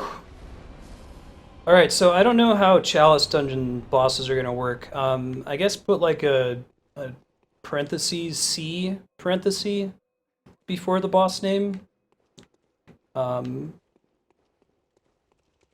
Just so that people checking the boss's command know that it was a Chalice boss. But I'm curious if like maybe that boss shows up for real later on in the game, you know?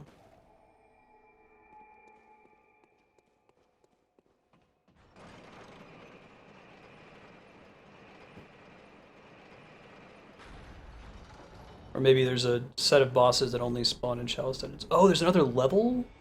No shit. That's cool. See if there's another bonfire down here. We can start from there for next time. That's pretty cool. Thank you, Serp. Perfect timing on the victory there, too.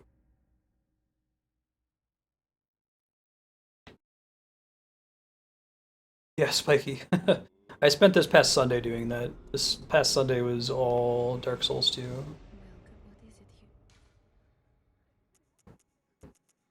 What is it you? Very well. I wasn't expecting there to be, like, since I thought it was a random dungeon, that maybe it would just say level 1 because there might be multiple layers to some of them. And I figured it would just end in a boss fight, not that there'd be a boss fight on every level. That seems pretty crazy. Can I get there? No, I think I'll just be short. That's okay. We'll get it next time. Cool, guys. We're going to do some Lost Odyssey. Give me a few minutes to... I got to switch over my capture card for it to work, so we're going to log off here. Turn off the PS4.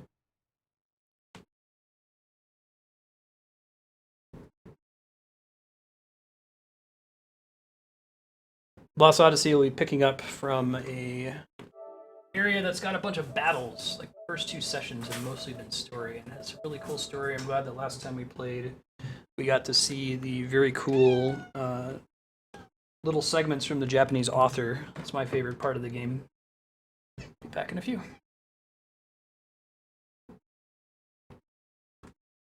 More whiskey hype.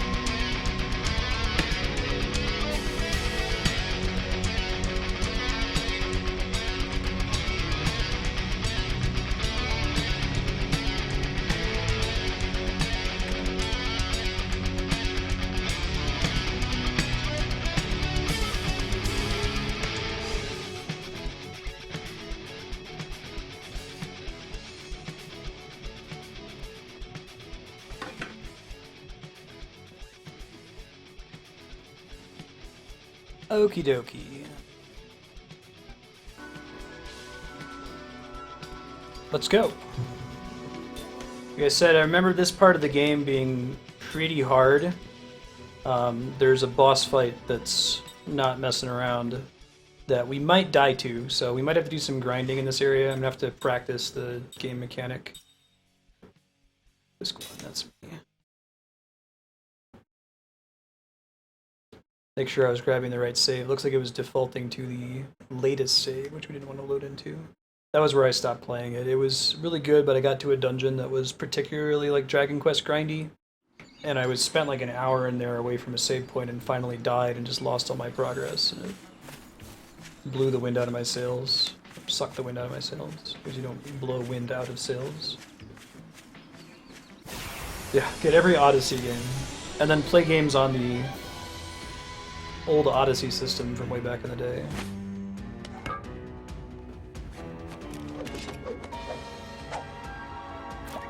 I miss Uematsu soundtracks. Front row provides a defensive wall off the back row, so any damage to the enemy's back row is reduced.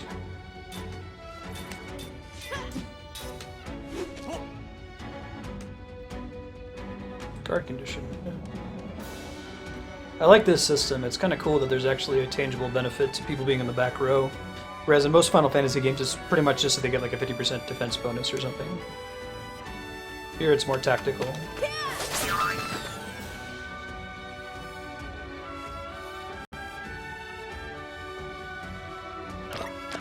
Can do. Alright. These are the cute mascot characters of this game. See the action orders there at the bottom? You punched out the guy who's trying to cast a spell, right? Extend the amount of time he needs to pull the spell off. It's called casting interference. Oh, that's cool too.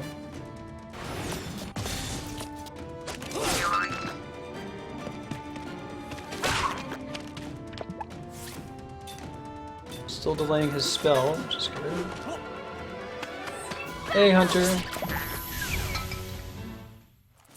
Yeah, all the weapons are cool in this game. This game's got a really cool visual style. It probably has one of the best JRPG stories I've played for as far as I got into it.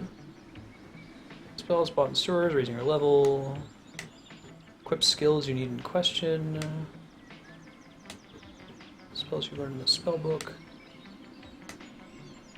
S is fast spell, H to H, 8H. Now we learned about how individual characters like Jansen is always a mage, but Kaim and Seth as immortals can learn his abilities. It's really, really cool.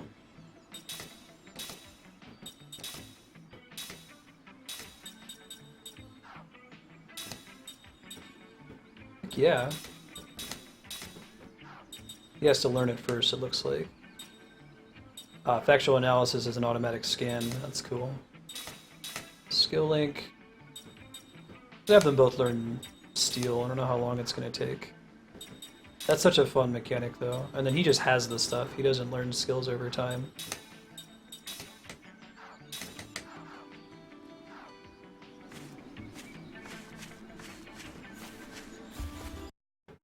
Don't know if I have more than one ring. I'll take a look, Spiky. Good call, though. Is it ring assembly?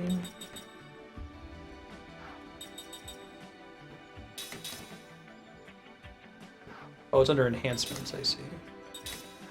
So I can make that bruiser ring.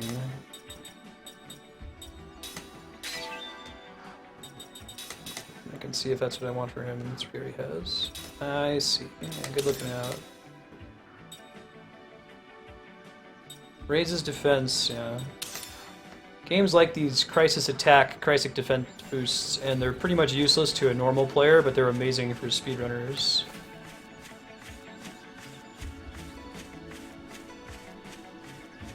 This area's theme is really, really great. It comes up on my brainwave all the time. Yeah, the way that they have the whole immortal thing, it's a cool mechanic to fit in with the characters.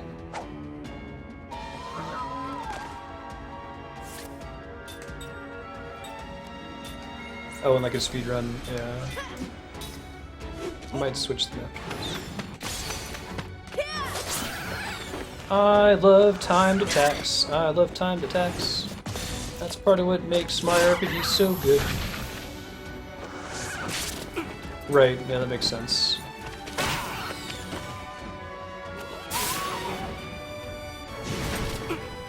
But you might be able to do enough damage at the end to win the day.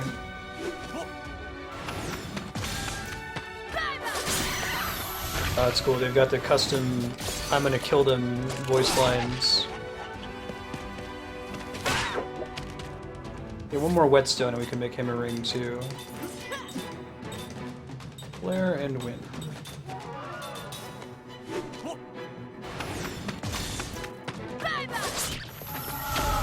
I know, right? It's a really cool way to That was close. add more gameplay into an RPG.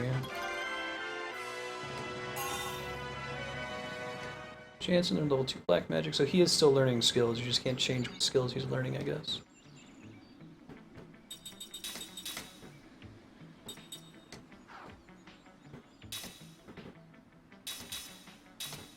Actual analysis. Oh, I see.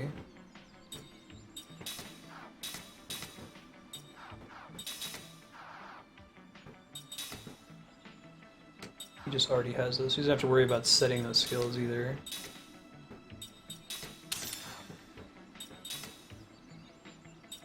Hawkeye. Basically the same thing. Oh, MP's not too bad. Not too hard to come by in this one. It's good to know.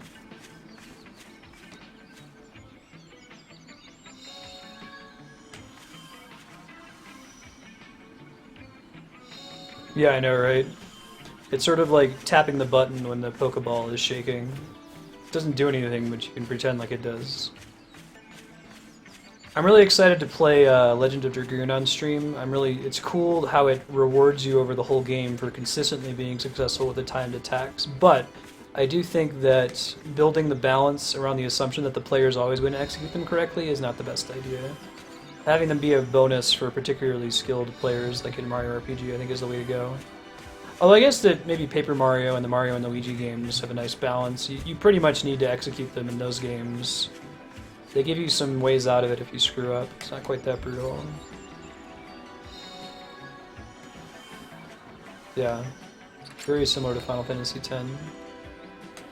It's got kind of a grim story. Does Knight's Code let them have a cover ability, I'm guessing? Oh, that's right, these teach you skills.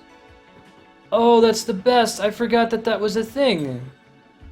Oh my goodness, that's wonderful. I love you, game. Dude, I love the Final Fantasy IX system. Right, he can't learn from accessories, because he sucks. In Final Fantasy IX, when you find gear, you equip the gear and it lets you learn certain abilities that are bound to each piece of gear. And it's awesome because you're excited about every piece of gear you find. It's not just, oh, is this an upgrade?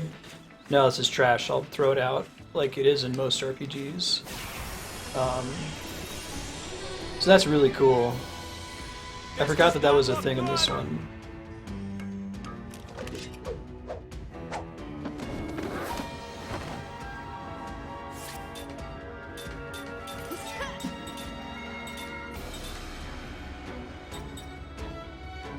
All enemies.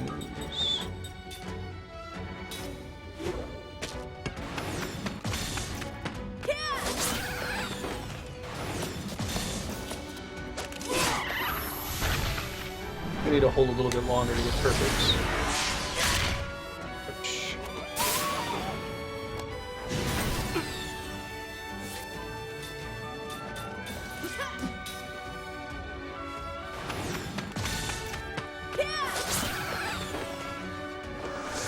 Probably didn't want to both attack the same person there.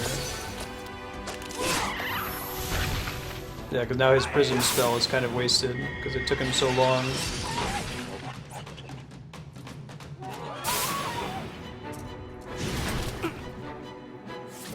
Oh, what didn't you like about it? It's like one of my favorite systems in RPGs.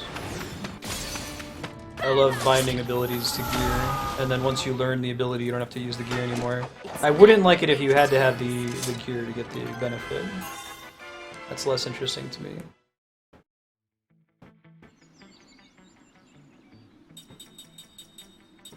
Oh, I see your point, little DPs. So there's some attacks that are harder to execute. Like, you still need to execute over time, but I guess your point.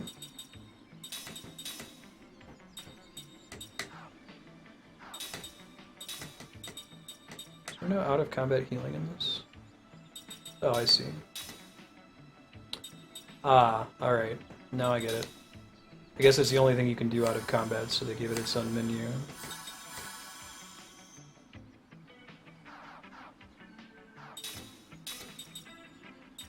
See how often mana herbs show up.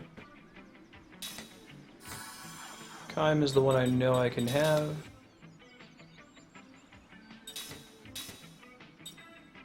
Probably teach everybody white magic now.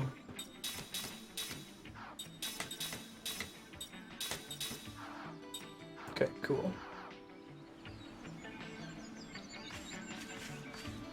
Oh, interesting. So you almost have the opposite opinion on it to what I have. Yeah, to me, like, the statistical upgrade is the most boring thing in the world. I would be so excited to use something that's statistically worse because it's teaching me an ability. Like, it kind of... It's this cool risk-reward thing where it's making it harder for me and I'm enjoying that. If it's a fight you want, you got it. Like, if the game gave you a set of gear that gave you no stats or even, like, negative stats, but it taught you an awesome ability over time, I would be really excited for that.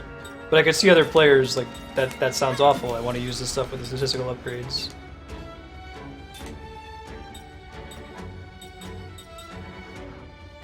Generally, stuff that's, like, just stats is really boring to me in video games. I don't like that about Final Fantasy XIV's endgame, but it's all like, oh, I got a new armor, it gives me 3 additional vitality.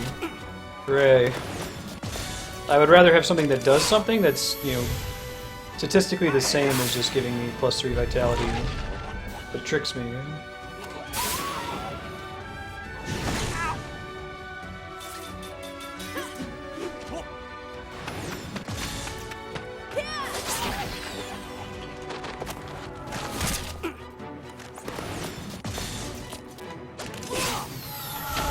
And a lot of games like those will often make the stat choice for you with the optimum option.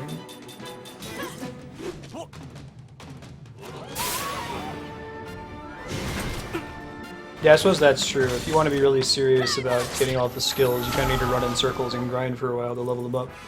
Phew. That was a close one. Should be able to make another ring, I think.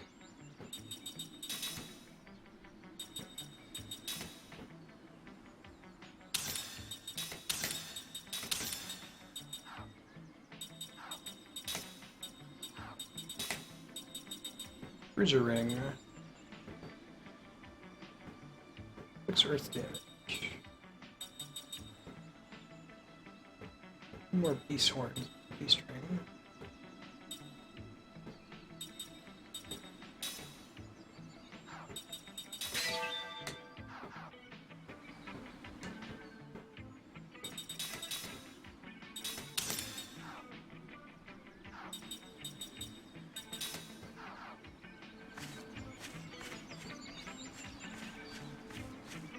I think he's saying that if you're if you as a player want to be using ideal equipment, like equipment with the best possible stats, then you have to grind as soon as you get a new piece of armor. And if you're like very focused on optimization, you can feel compelled that you have to do that.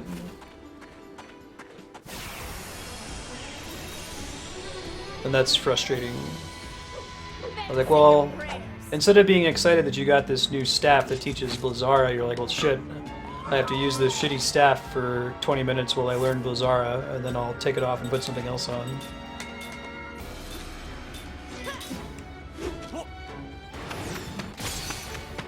Right.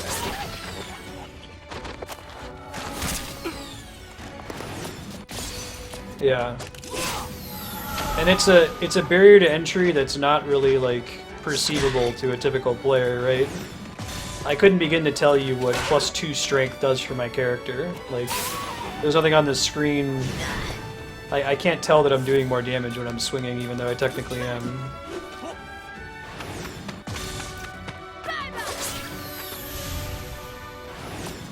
Right.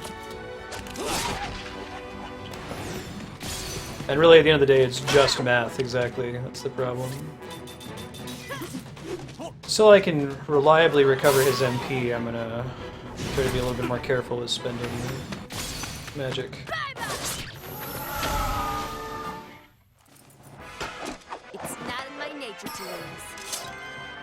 It's naughty by nature to lose. That's not what she said.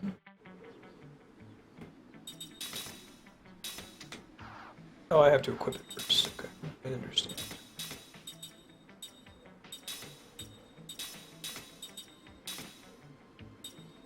See, so the SP goes into you learning the ability first. Gotcha.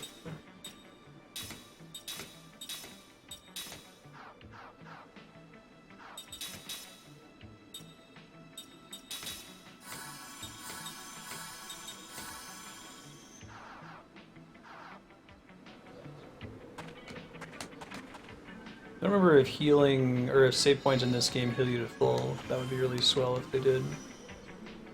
It's barricade. It's a spell, I think. Oh. It's protect. Understood.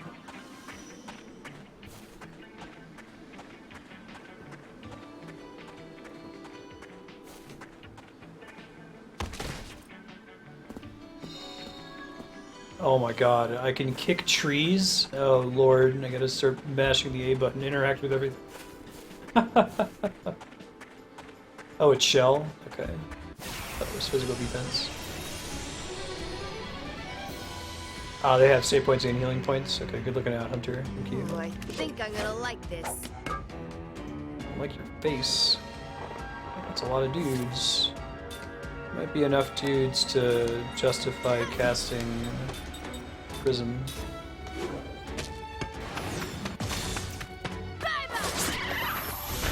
One shot, one kill.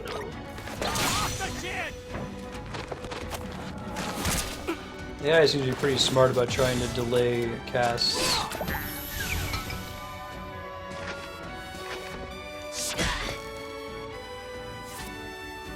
Interesting risk reward though. It's like, do I delay their cast and do technically less damage?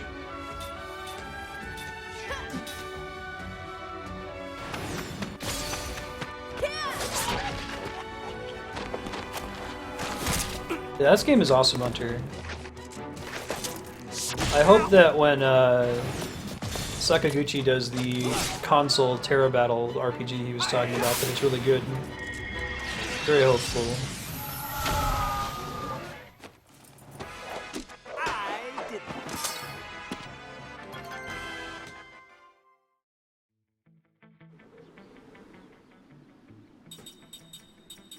What would you prefer they tie it to? Just curiosity.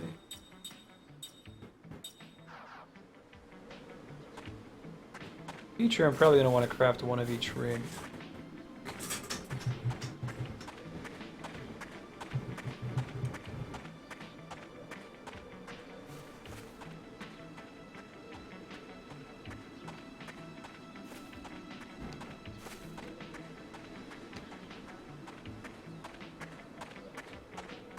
Oh, I see. Like it's totally separated from the stats on gear, but basically the same idea. Like finding a spell book, but not being able to use it right away, having to equip it temporarily to learn it. You still can use it while it's equipped, and then once you learn it, you can switch it out for something else. All right already, what do you want?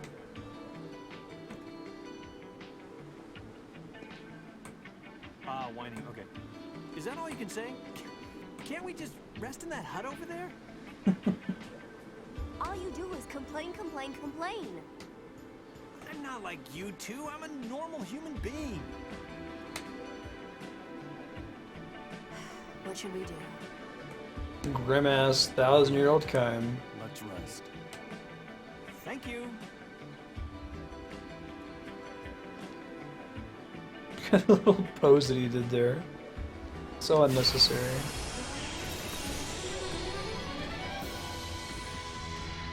What?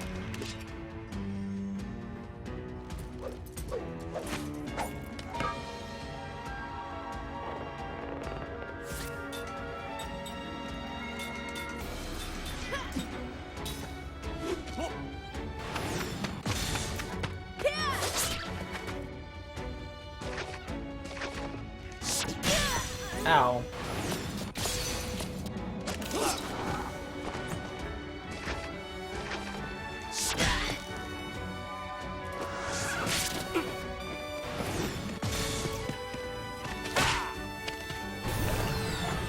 Ow.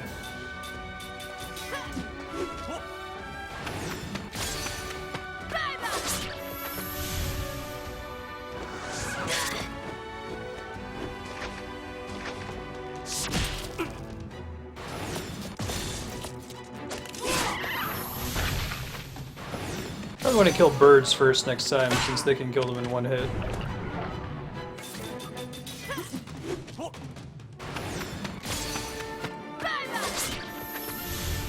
God, I love timed attacks. That's gonna be so much fun when we do... Oh man, look at all this shit we just learned. Cool. Oops.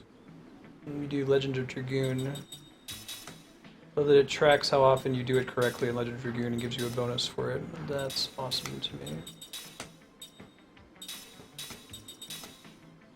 Cool. Okay, and then set, stand ready. Since we've got someone with an item that does that, we don't need two of them.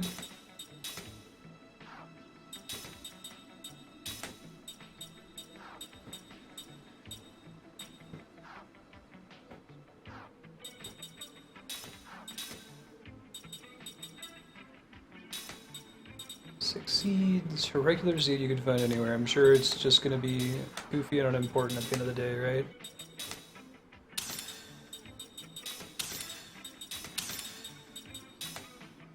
They'll keep the Hawkeye on for now. Gotta learn all this shit, right? Even if it's useless. I get all the skills that we have time for. Oh man, look at all these pots! So much house loot.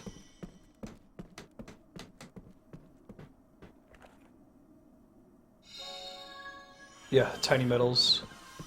Ugh.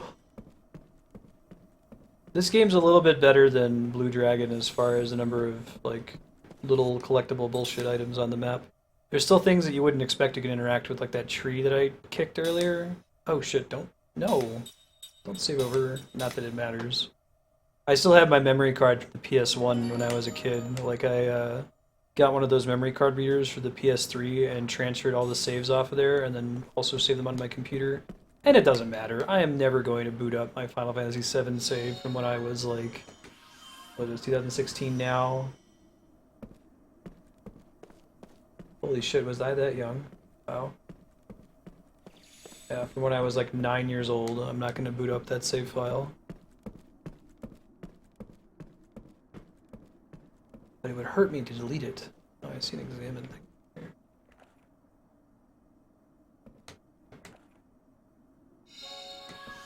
Ooh, what's a search class? What are search classes? Reveals your enemy's life force. It's not his soul, it's his life force. It's scientific.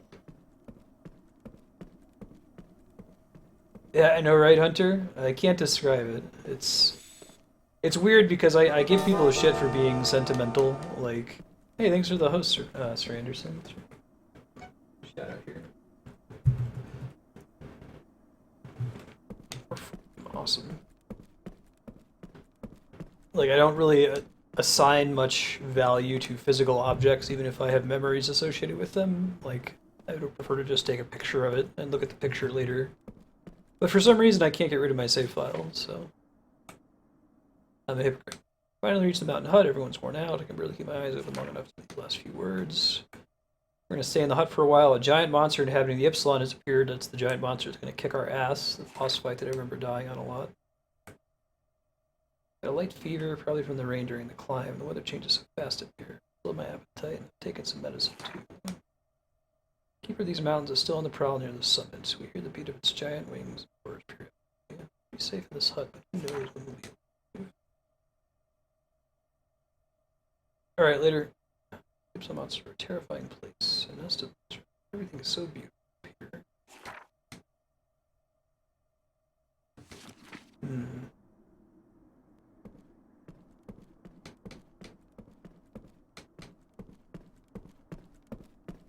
Yeah, I'm weird about some stuff. It's interesting though, it actually gets me in trouble. Like, I don't care about birthdays or things like that. Oh, is it letting me see under the bed? Oh, that's kind of cool. Get it. That's probably protect. The other one is shell. Take a look. Physical defense, magical defense. Yes. Shield and barricade, protective shell. Got it.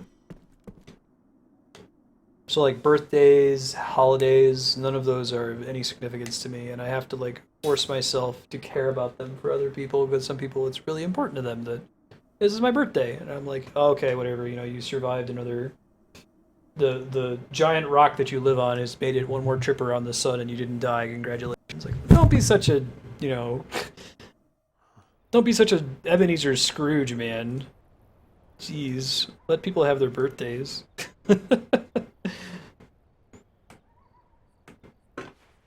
Yeah, I don't remember anything about this boss. I just remember being stuck on it forever when I played this forever ago.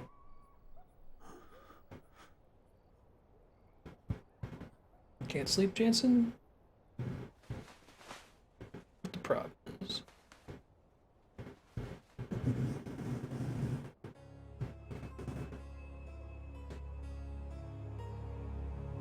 It's not that bad. It has a brutal death penalty, I think is the worst thing about it. If you die, you load your save. Fragment of their memories. Use this. Oh man, eyebrows dude turned out to not be a nice guy. What is it? I'll have to take a look, I'm not sure.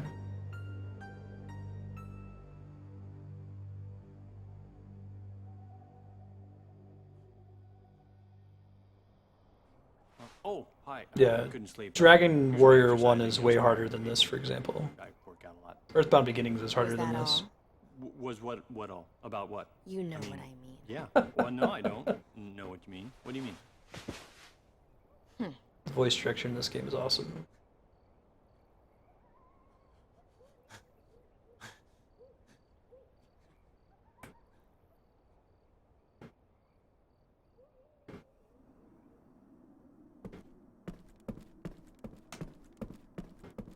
Okay, so that's marked as a rest point. If I want to return later, that's cool. Let me look and see if I have attack items.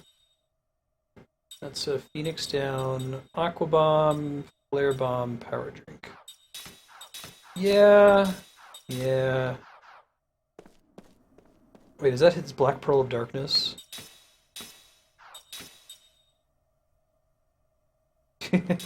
Like imagining the party can see that and I don't ask him any questions. Like, so what's this Black Pearl of Darkness item that you have? Oh, nothing. It's just a gift from my mom. Don't let it bother you. Everything's fine. Everything's good.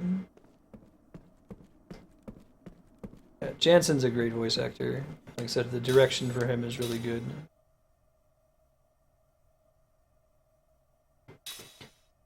This game is unusual as a localized Japanese title in that the voice acting is often on top of...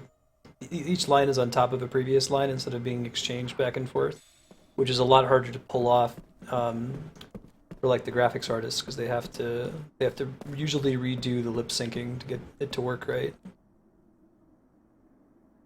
But I think it pays off in this one. It sounds really good. That's probably something Jansen would say. You don't have your own Black Pearl of Darkness? But everyone did. That was no big deal.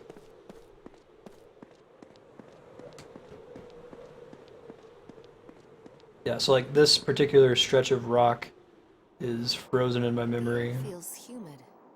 Well, it's not gonna rain. I know the weather. I have a sense about The these things. cinematography And the sun's stuff gonna too break is through any cool. second, Picture in and you'll be picture, peeling off the clothes. Trust me. 2 shots. It's cool. Oh, great. It's raining. What'd I say? It's gonna rain. I knew it. Hey.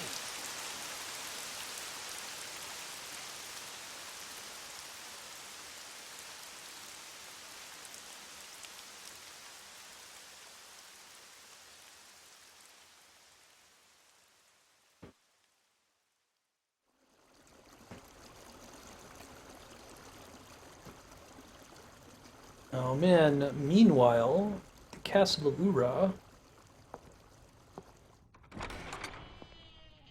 Yeah, same with Blue Dragon, right? They're both good games. Microsoft paid Miss Walker a bunch for exclusivity. It's too bad. Exclusivity is universally a bad thing. I don't. Well, okay. Let's. Whenever I say something with that much absolutism, I'm worried that I'm simplifying the issue. It's like the why don't they just thing. Or maybe that I don't fully understand the counter-argument. Exclusivity gives developers money to make games they might not otherwise be able to make without those funds. Sure. But when it comes to players, it's a bad thing for players. Holy shit, Gangora. A moment, please.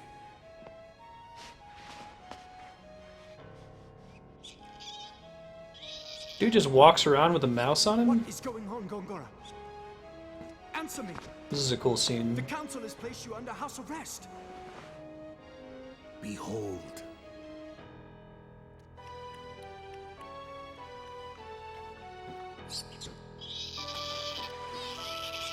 Gangora totally didn't do this himself. Well, that's a cooler way of doing the poison. Let him just die. Thanks, Gongi. Good looking out. Gongora, what is the meaning of this? There are those who do not wish the monarchy restored to power. But I do not wish it to be restored to power. With all due respect, while some fools completely support our current republic, there are also those who long to restore a powerful monarchy. Regardless of what your highness may desire, our country struggles with two political forces, the past and the present. You must That be seems aware of pretty this. standard. Past versus present political forces. Fortunately, I was able to sense your danger. Pepperidge Farm remembers. Even though I am under house arrest, I could not allow you to be harmed. Right, you detected it through magic energy. There are many ways I can secretly move from my manor to yours, your highness. But if Roxian knew you had been out of your home, you would be subject to even tighter restrictions. I can look after myself. I, however, cannot. Yeah. Had you not come, I would have ended up like that mouse. Frosty tips. You can always rely on me, your highness. Thank you, Gongora. Thank you. This is interesting. I don't know who the artist is for Lost Odyssey, but it's obviously not Tetsuya Nomura or Akira Toriyama or Yoshitaka Amano, the three artists I would associate with Sakaguchi.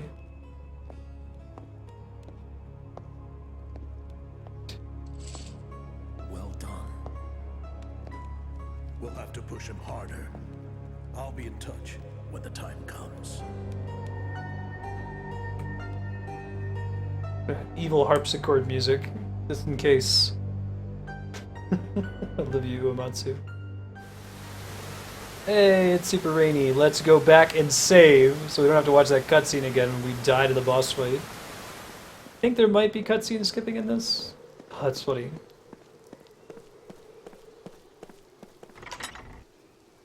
Not sure.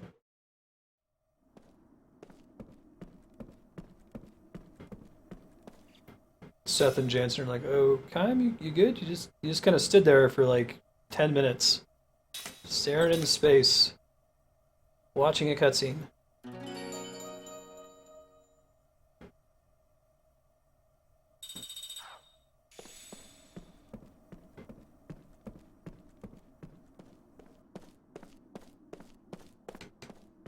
Yeah, right. He's a swell guy. Trying to hang out with the maids. You know?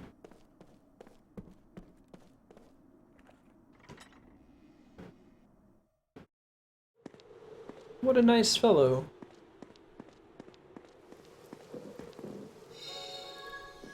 Oh my god, there was a thing in the pile of rocks. Mash A on everything. Oh, he did Shadow Hearts? Cool. I've had people in chat. I'd never heard of Shadow Hearts before Twitch, but I've had a couple people bring it up saying it's really cool. They want to get it on stream eventually.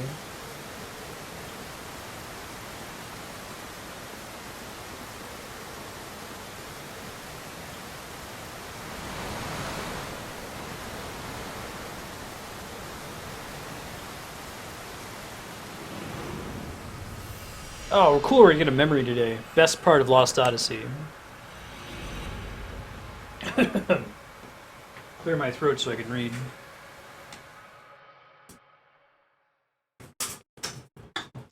Nice.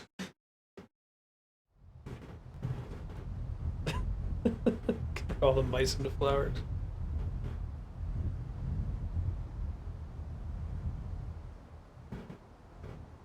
Thanks, Ben. Walking on my keyboard again, buddy. Strong winds have always blown across this vast, grassy plain. Perhaps the area's topography has something to do with it, but the direction of the wind remains constant, irrespective of the time or season. From east to west, from the horizon where the sun rises to the horizon where the sun sets. Very Japanese phrasing. Swept by the unceasing winds, the misshapen trunks and branches of shrubs all incline to the west.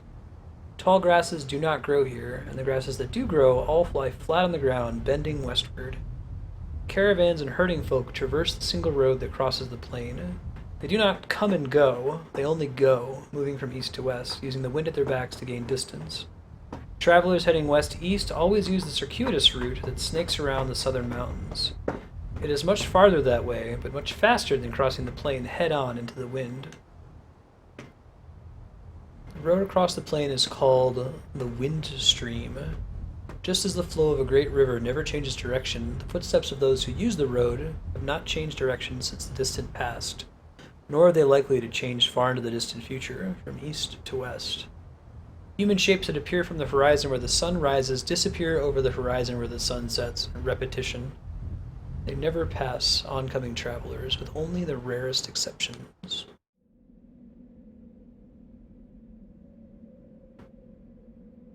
First time she passed Kaim on the wind stream, the girl was just an infant. So, was my grandmother alive then? In response to the girl's untroubled question, Kaim smiles and answers. She was, and I remember what a nice old lady she was too. Looking back down the road, the girl points toward the line of hills fading off into the distance. My grandmother crossed 7 hills on her journey. Is 7 a lot? Uh-huh. Grandma lived a long time. Most people end their journeys after 5 hills. The people they leave behind build a little grave where they ended their journey, and then they keep traveling. The girl points down at the ground where she's standing. This is as far as I've come, she says with a proud, happy smile. The religion of the girl and her family professes a pious belief that if they devote their lives to walking eastward, against the flow of the wind stream, they will arrive at the easternmost source of the stream itself. Oh, this is so cool. People call believers in that religion the upstreamers. The word carries a hint of fear and sadness, but also a trace of contempt and scorn. The upstreamers are devoid of worldly desires. They live their lives for no greater purpose than traveling eastward on foot. They are free of doubt. They give birth to children en route, and they continue their journey while raising their children. When they age and their strength gives out, their journey ends, but their family's journey continues. From child to grandchild to great-grandchild, their belief is carried on. The journey of this girl's family was begun by her late grandmother, who began walking from the Windstream's western verge with her son, who was then the age the girl is now. The upstreamers don't walk for the entire year, of course. During the seasons when the winds are especially strong, from autumn to early spring, they take up residence in various post towns scattered along the road and earn day wages by performing tasks that the townsfolk themselves refuse to do. Some upstreamers choose to stay in the towns, while others, conversely, take townspeople with them when they return to the road in the spring. These are people with whom they have fallen in love during the long winter, or boys who dream of travel, or grown-ups who have tired of town life. Man, it's just like an excuse to make up all this really cool... Like, this could be an entire game about these upstreamers, and it's just this little text memory that they bring up. Such are the reasons the townsfolk look upon the upstreamers with complicated gazes. The little girl's mother was one of those who joined the journey midway, and the girl herself, some years from now, might fall in love with someone in a post town somewhere. She might choose to live in the town, or she could just as well invite her lover to join her on the road. She has no idea at this point what lies in store for her. Girl's father calls out to her, "Time to go!" Their brief rest is over. She seems sorry to leave and stands up reluctantly. "Too bad," she says. "I wish I could have talked with you more. We have to get to the next town by the time the snows start." Constantly exposed to headwinds, her cheeks are red and cracked, her lips chapped, but her smile is wonderful as she wishes Kaim a safe journey. It is the serene smile of one who believes completely in the purpose of her life, without the slightest doubt. Ben, can you not walk on the thing? "Will I see you again somewhere?" she asks. "Probably," Kaim answers, smiling back at her, but he could never match that smile of hers. He's now in the midst of a journey that will take him beyond the western end of the wind stream. He heads to the battlefield as a mercenary, and by the time the western battle is over, a new battle will have begun in the east. It will be a long, cruel journey, nothing to believe in.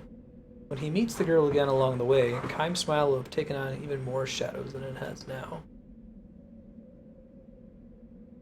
Perhaps as a parting gift of sorts, the girl sings a few short lines for him. "This wind, where does it blow from? Where does it start its journey here? Does it come from where life begins, or does it begin where life ends?" "Goodbye, then," says the girl, trudging on, one labored step at a time, hair streaming in the headwind. 10 long years have flowed by when Kaim next meets the girl. It's spring, and the grassland is dotted with lovely white flowers. She's become the wife of a young man who does tailoring and shoe repair in one of the post towns. "This is my 3rd spring here," she says, patting her swollen belly fondly. "In a few days she will give birth to a child. She will become a mother." "And your parents?" Kaim asks. She shrugs and glances eastward. "They're continuing their journey. I am the only one who stayed on here." Kaim does not ask why she has done this. Continuing the journey is one way to live, and staying in a town is another. Neither can be judged to be more correct than the other, and the only answer for the girl can be seen in her smiling face. "Never mind about me," she says, looking at him suspiciously. "You haven't changed one little bit from the time we met so long ago. For the 1,000-year-old Kaim, 10 years is nothing but a change in season." "Some lives are like that," he says, straining to smile. "Some people in this world can never grow old no matter how long they live." He looks at the girl, now grown into a woman, and wonders again. Living through endless ages of time, is it a blessing or a curse? Most resoundingly a curse. Like, the thing that makes life beautiful, I think, the thing that makes anything beautiful is that it has an ending, and something existing forever. I don't know if our human minds could really wrap around it. Kaim's remark hardly counts as an explanation, but the girl nods with a look of apparent understanding. "If that's the case," she says, "you should be the one who goes to the place where the wind begins. You'd be the perfect upstreamer." She could be right. After all, the lifespan given to humans is far too short for anyone to travel against the flow of the wind stream, as far as the starting point of the wind. Still, Kaim responds with a few slow shakes of his head. "I'm not qualified to make the journey." "No? Anybody can be an upstreamer. Anybody, that is, who wants to see where the wind starts with his or her own eyes." Having said this, however, the girl adds with a touch of sadness, "No one has actually seen it, though, I guess." The place where the wind begins, that place is nowhere at all. Even if, after a long journey, one were to arrive at the eastern end of the wind stream, the wind would be blowing there too, and not just an east wind. West wind, north wind, south wind, winds without limit, without end. Human beings who cannot live forever, daring to take a journey without end. This might be the ultimate tragedy, but it could just as well be the ultimate comedy. Kaim knows one thing, however. One cannot simply dismiss it as an exercise in futility. Good for you, Kaim. How about you? He asked the girl. Aren't you going to continue your journey soon? She thinks about this for the space of a breath, and caressing her swollen belly, she cocks her head and says, I wonder.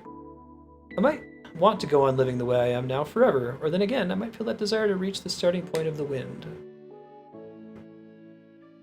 Yeah, like, the kinetic typography in these sections is super cool. All the upstreamers without exception say that you can never know what might trigger a return to the journey. One day, without warning, you slough off the entire town and start walking. It's not always a matter of running into an upstreamer and being lured back to the road. Plenty of people set out on their own all of a sudden. The teachings of the upstreamers say that all human beings harbor a desire for endless travel. They're probably not aware of the desire because it's stashed away so far down in the breast that it is deeper than memory. The instant something brings it to the surface, a person becomes an upstreamer. Even you have the desire, the girl says to Kaim. I wonder. It's true, she says. No question. The look in her eyes is as straight on and free of doubt as it was the last time you met her. Fixing with that look, she points to her own chest. I haven't completely lost it myself. But I'm sure you're happy with your present life? Of course I am. Do you really think the day will come when you'll want to set out on the journey, even if it means giving up that happiness? Instead of answering, she gives him a gentle smile. Many years flow by, but every now and then something reminds Kaim of the girl's words. That everyone harbors a desire for endless travel. For Kaim, living itself is a journey without end. In the course of his journey, he's witnessed countless deaths, and he has also witnessed countless births. Human life is all too short, too weak and fleeting. Yet the more he dwells upon its evanescence, the more he feels, inexplicably, that words such as eternal and perpetual apply more properly to life, finite as it is, than to anything else. Evanescence is a good word. So is effervescence. Traveling down the wind stream for the first time in many years, Kaim spies the funeral of an upstreamer.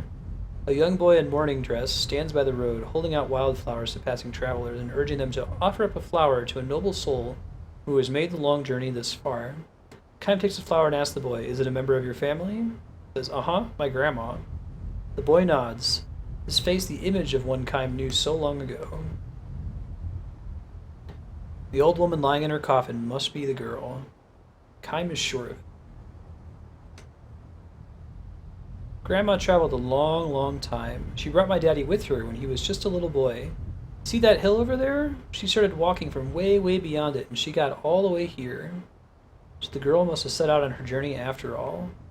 Turning her back on the town life, leading her child by the hand, she trod away along the endless journey. Her wish to aim for the place where the wind begins would be passed on to her child, her grandchild, and on through succeeding generations.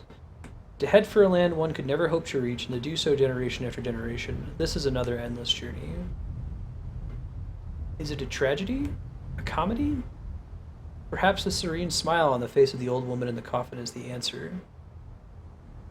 Yeah, I agree with that. Kaim lays the flower at her feet as an offering. The family members who have traveled with her join together in a song for the departed. This wind, where does it blow from? Where does it start its journey here? Does it come from where life begins, or does it begin where life ends? The wind blows. It sweeps across the vast grassland. Kaim takes one long, slow step towards his destination. Have a good trip, calls the boy.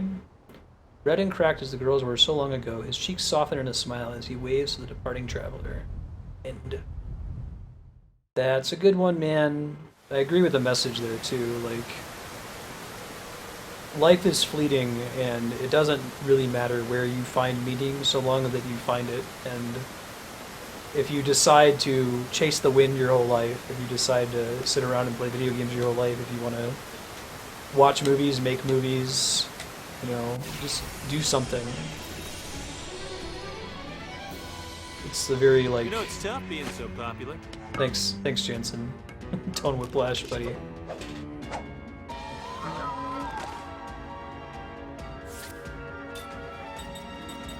Bring joy to yourself and to others when possible, and try as hard as you can not to bring sadness to others, and your life will be good. Yep. The meaning of life is to find meaning in your life. I 100% agree with that.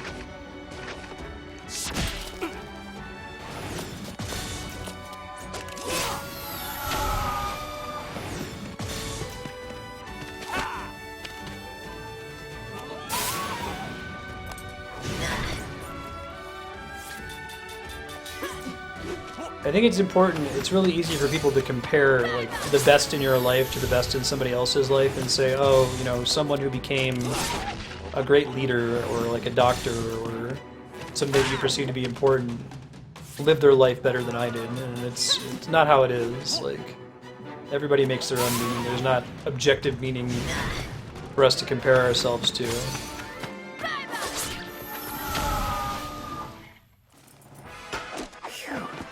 That was a close one. I like that most of Kaim's memories are like necessarily kind of bittersweet, even if they're happier. Like that one, she had a good life, right? She lived to be really old, she traveled really far, she had a kid, she hung out with her baby daddy, everything was great. But just because Kaim is immortal, like they're gonna die, and he's gonna see them when they die, and it's gonna be kind of sad. Something else needs whetstone, and 2 more beast horns. I'll try to save for that. Poison ring might be good too.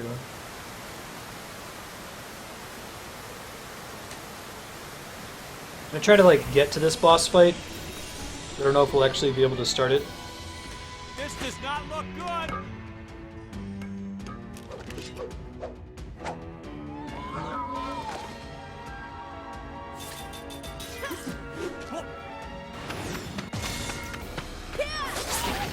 Kind of let that go a little bit later, I think.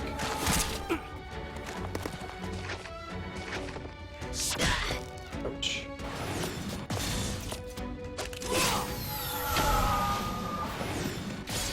Nice.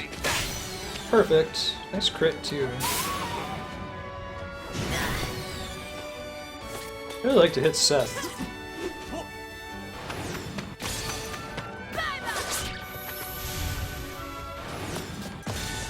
That was a little bit too long.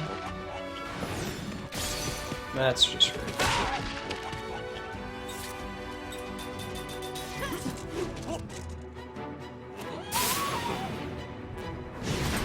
There you go, hit somebody other than Seth for once. Bye-bye. It's not in my nature to lose.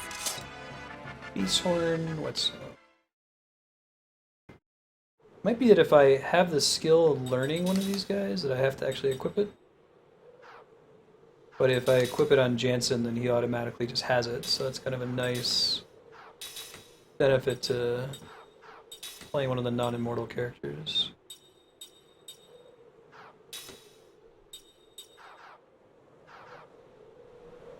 Let me top everybody off real quick here.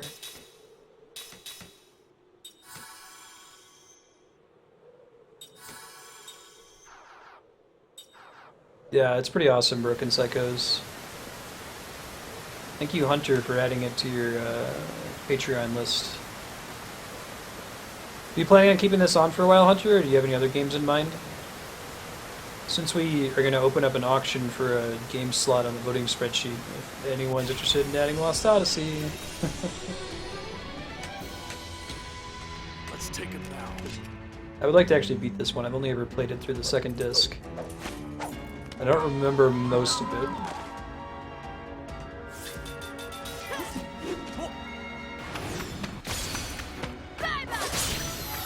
One shots.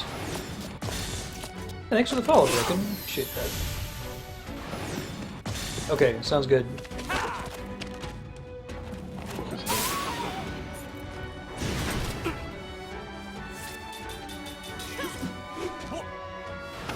Yeah, interestingly, unlike a lot of other longer games, like I think this game actually works pretty well if you're playing it for an hour at a time.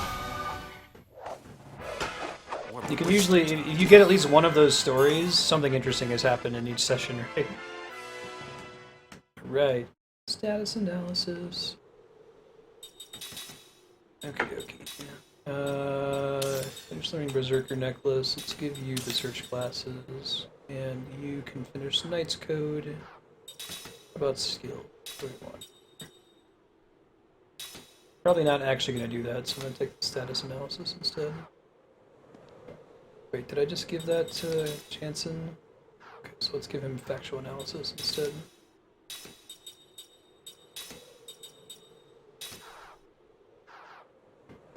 Yeah, it's very pretty too. It's pretty, it's got a rockin' Nobuo Uematsu soundtrack. I feel like that's redundant. I don't think Nobuo Uematsu can do wrong. I'm totally unbiased in that respect. Phoenix down.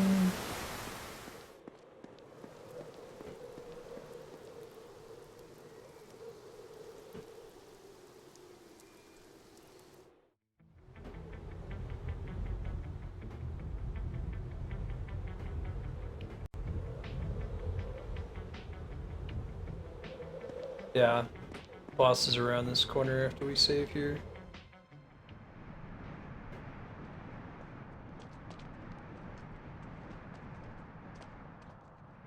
So we'll go ahead and save and we'll attempt the boss and then we'll wrap up for the night.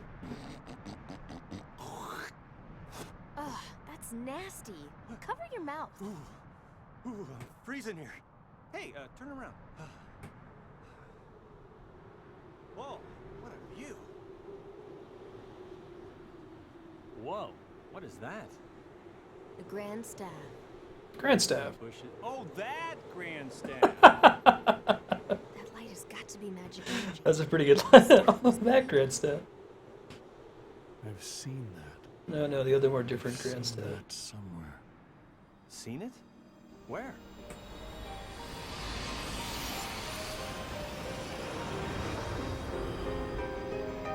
Did they use that to make him immortal in the first place? Oh, Jansen.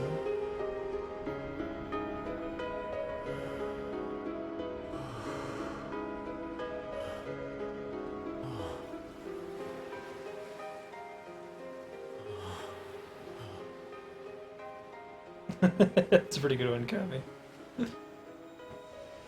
It's good writing, it's funny, and it was delivered well. Good timing. Those are all hard to do in a localized JRPG.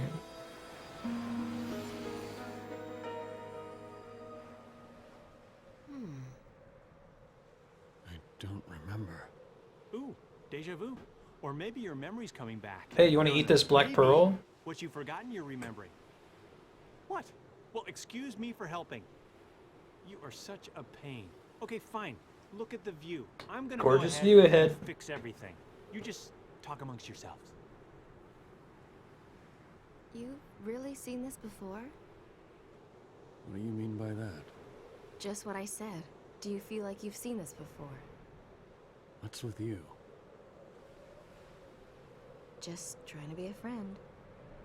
Don't be a dick to Don't look Seth. at me like that again. But I thought you... Forget it. Hey. All right, come on, you two. I thought we Oh, were well, she is fun. Terra strong, isn't she? Whoa, whoa. What the heck is that? Oh, I thought we could save before this. We're super dead. It's a long walk. That's why I remember the rainy area. I was like, oh, maybe they do give you a save point there. So we're gonna die here. Take him now. And we're gonna pick up from that save point next time. We'll have to grind in that hallway for a while. Alright, it can probably open by just attacking with most people, right? Listen to that keyboard synth organ back there. Broken.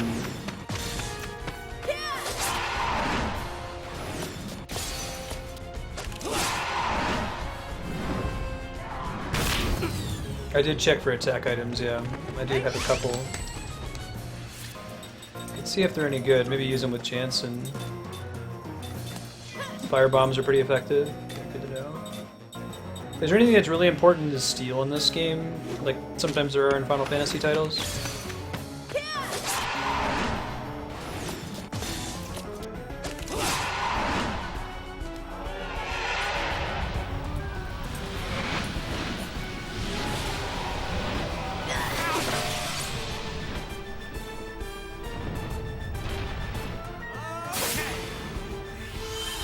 This game is new-ish. God, big party-wide damage.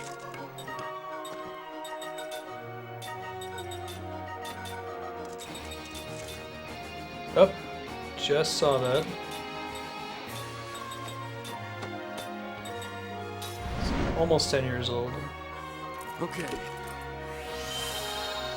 100 HP. I think they get more from the heal spell.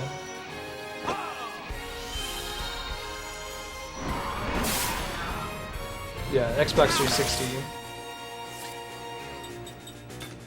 Hopefully it comes out. Maybe one day we'll get a PC port, especially with Microsoft's new policy towards that. I could try casting Barricade on some people. Let me try topping everybody off first. Well, no. I think the thing that does damage is... The thing we need to worry about is magical. It's the party damage attack.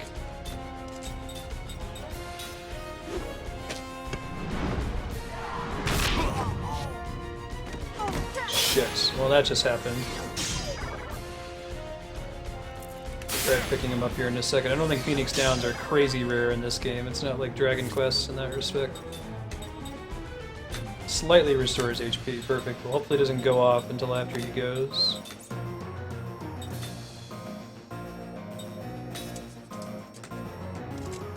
Okay. Xeno Saga 2.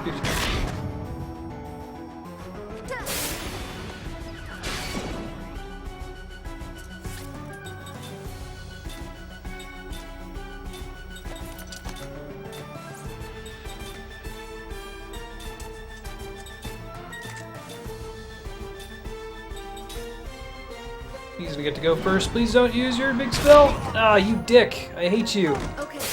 Why do you suck so bad? Okay, looks like the healing amount is not significantly higher than just using a healing item. Alright, well the two of them are in a slightly better position now.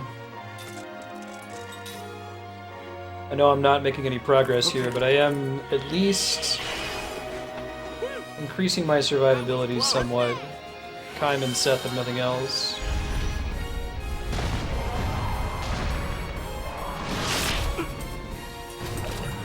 Oh man, poison damage is brutal in this game. Good lord. Healing medicine on Kaim. Healing medicine on yourself.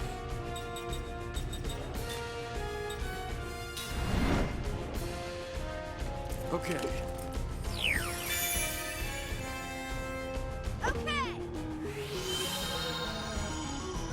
I'm not sure if Protect and Shell ever wear off in this game either. That's probably something to be worried about.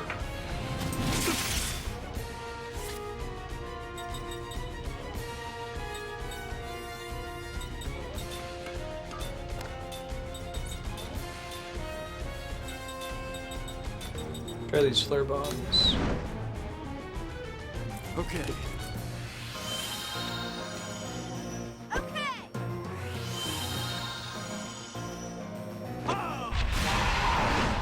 Alright, 135 damage.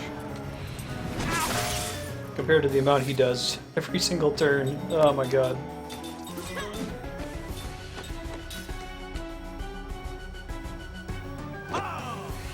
Items tend to go first, it looks like. At least they have a faster action time.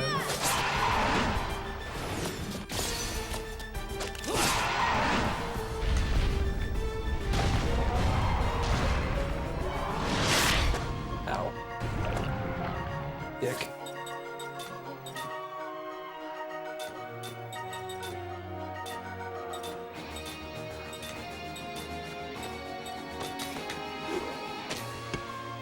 Okay.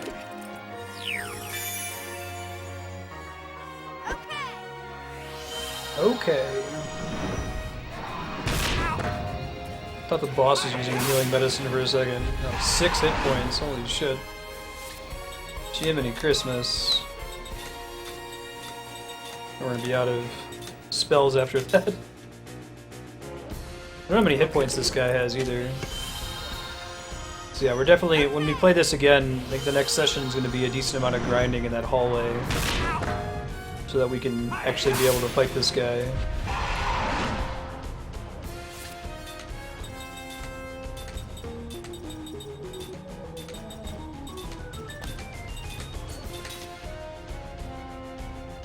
Okay. Okay. I guess Jansen could just tanking damage for me if he wants to. Junie Christmas. Oh, Junie Christmas. This might actually, I think it's kind of abusing his AI in a certain way, because, like, the enemy always wants to try to delay the cast, right? But we're out of healing medicines now, so we can't do this forever. Namely, we can't do it at all anymore.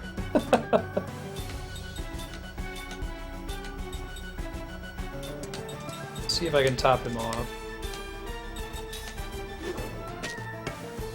Okay. Please don't hit Jansen. Please don't hit Jansen. Please don't hit Jansen. You asshole. Okay. Huge dick. Huge dick.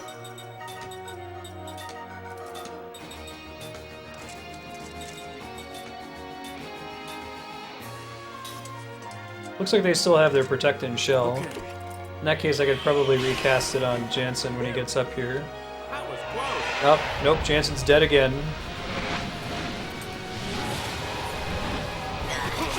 Oh my god. Okay. At least she timed that one smartly.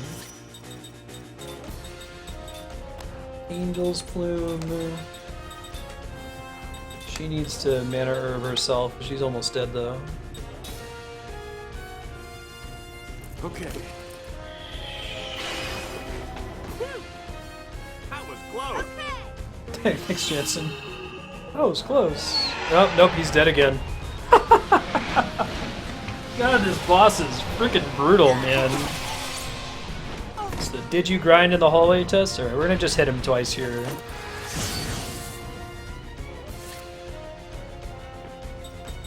There's nothing else we can do to win this one, so... Yeah, this game's amazing. I think it's great from the beginning. Oh, he might actually... I didn't even see his hit points. He might actually go down from this if we're lucky. Just attack one of us, dude. Don't use your super move. Oh, nope, he's not. Please don't use downburst. No! Bummer. I don't think a flare bomb would have made the difference, would it? That battle's gonna be pretty long. That's cool. We'll get him next time. Cool. Thank you everybody for hanging out. We're a little bit over time here. Let's see if we can find someone to throw a host to. I'm Marston. I'm trying to beat every awesome game ever made live on stream. Nicely done, Prophet Cable. Starting tomorrow, I am going to be gone. I'm visiting my wife in Australia. She is there for a physics conference. So we're going to hang out there and have a short vacation. Let's turn off console. So I will not be streaming from Wednesday through next week Thursday, but after that the quest will continue.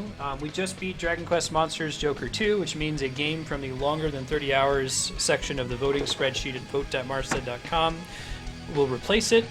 The winning game will be decided when I get back next week Friday, so go to vote.marstead.com and pick a game you'd like to see. While I'm gone, please check out some of the games on the VOD list at games.marstead.com. Every game I've ever played on Twitch is listed there with playlist links to YouTube. You can check them out. Catch up on some of that premium Marsted content you've been missing. And we'll see you next week Friday. Thanks everyone for hanging out. Have a good rest of your week and weekend. And keep an eye on the Marsted IRL channel and Discord for pictures and posts from Australia. Hey everybody. Try not to die in Australia.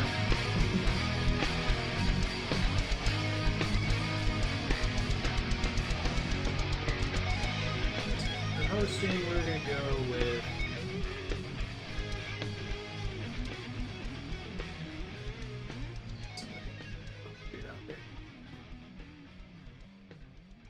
oh, Heaton.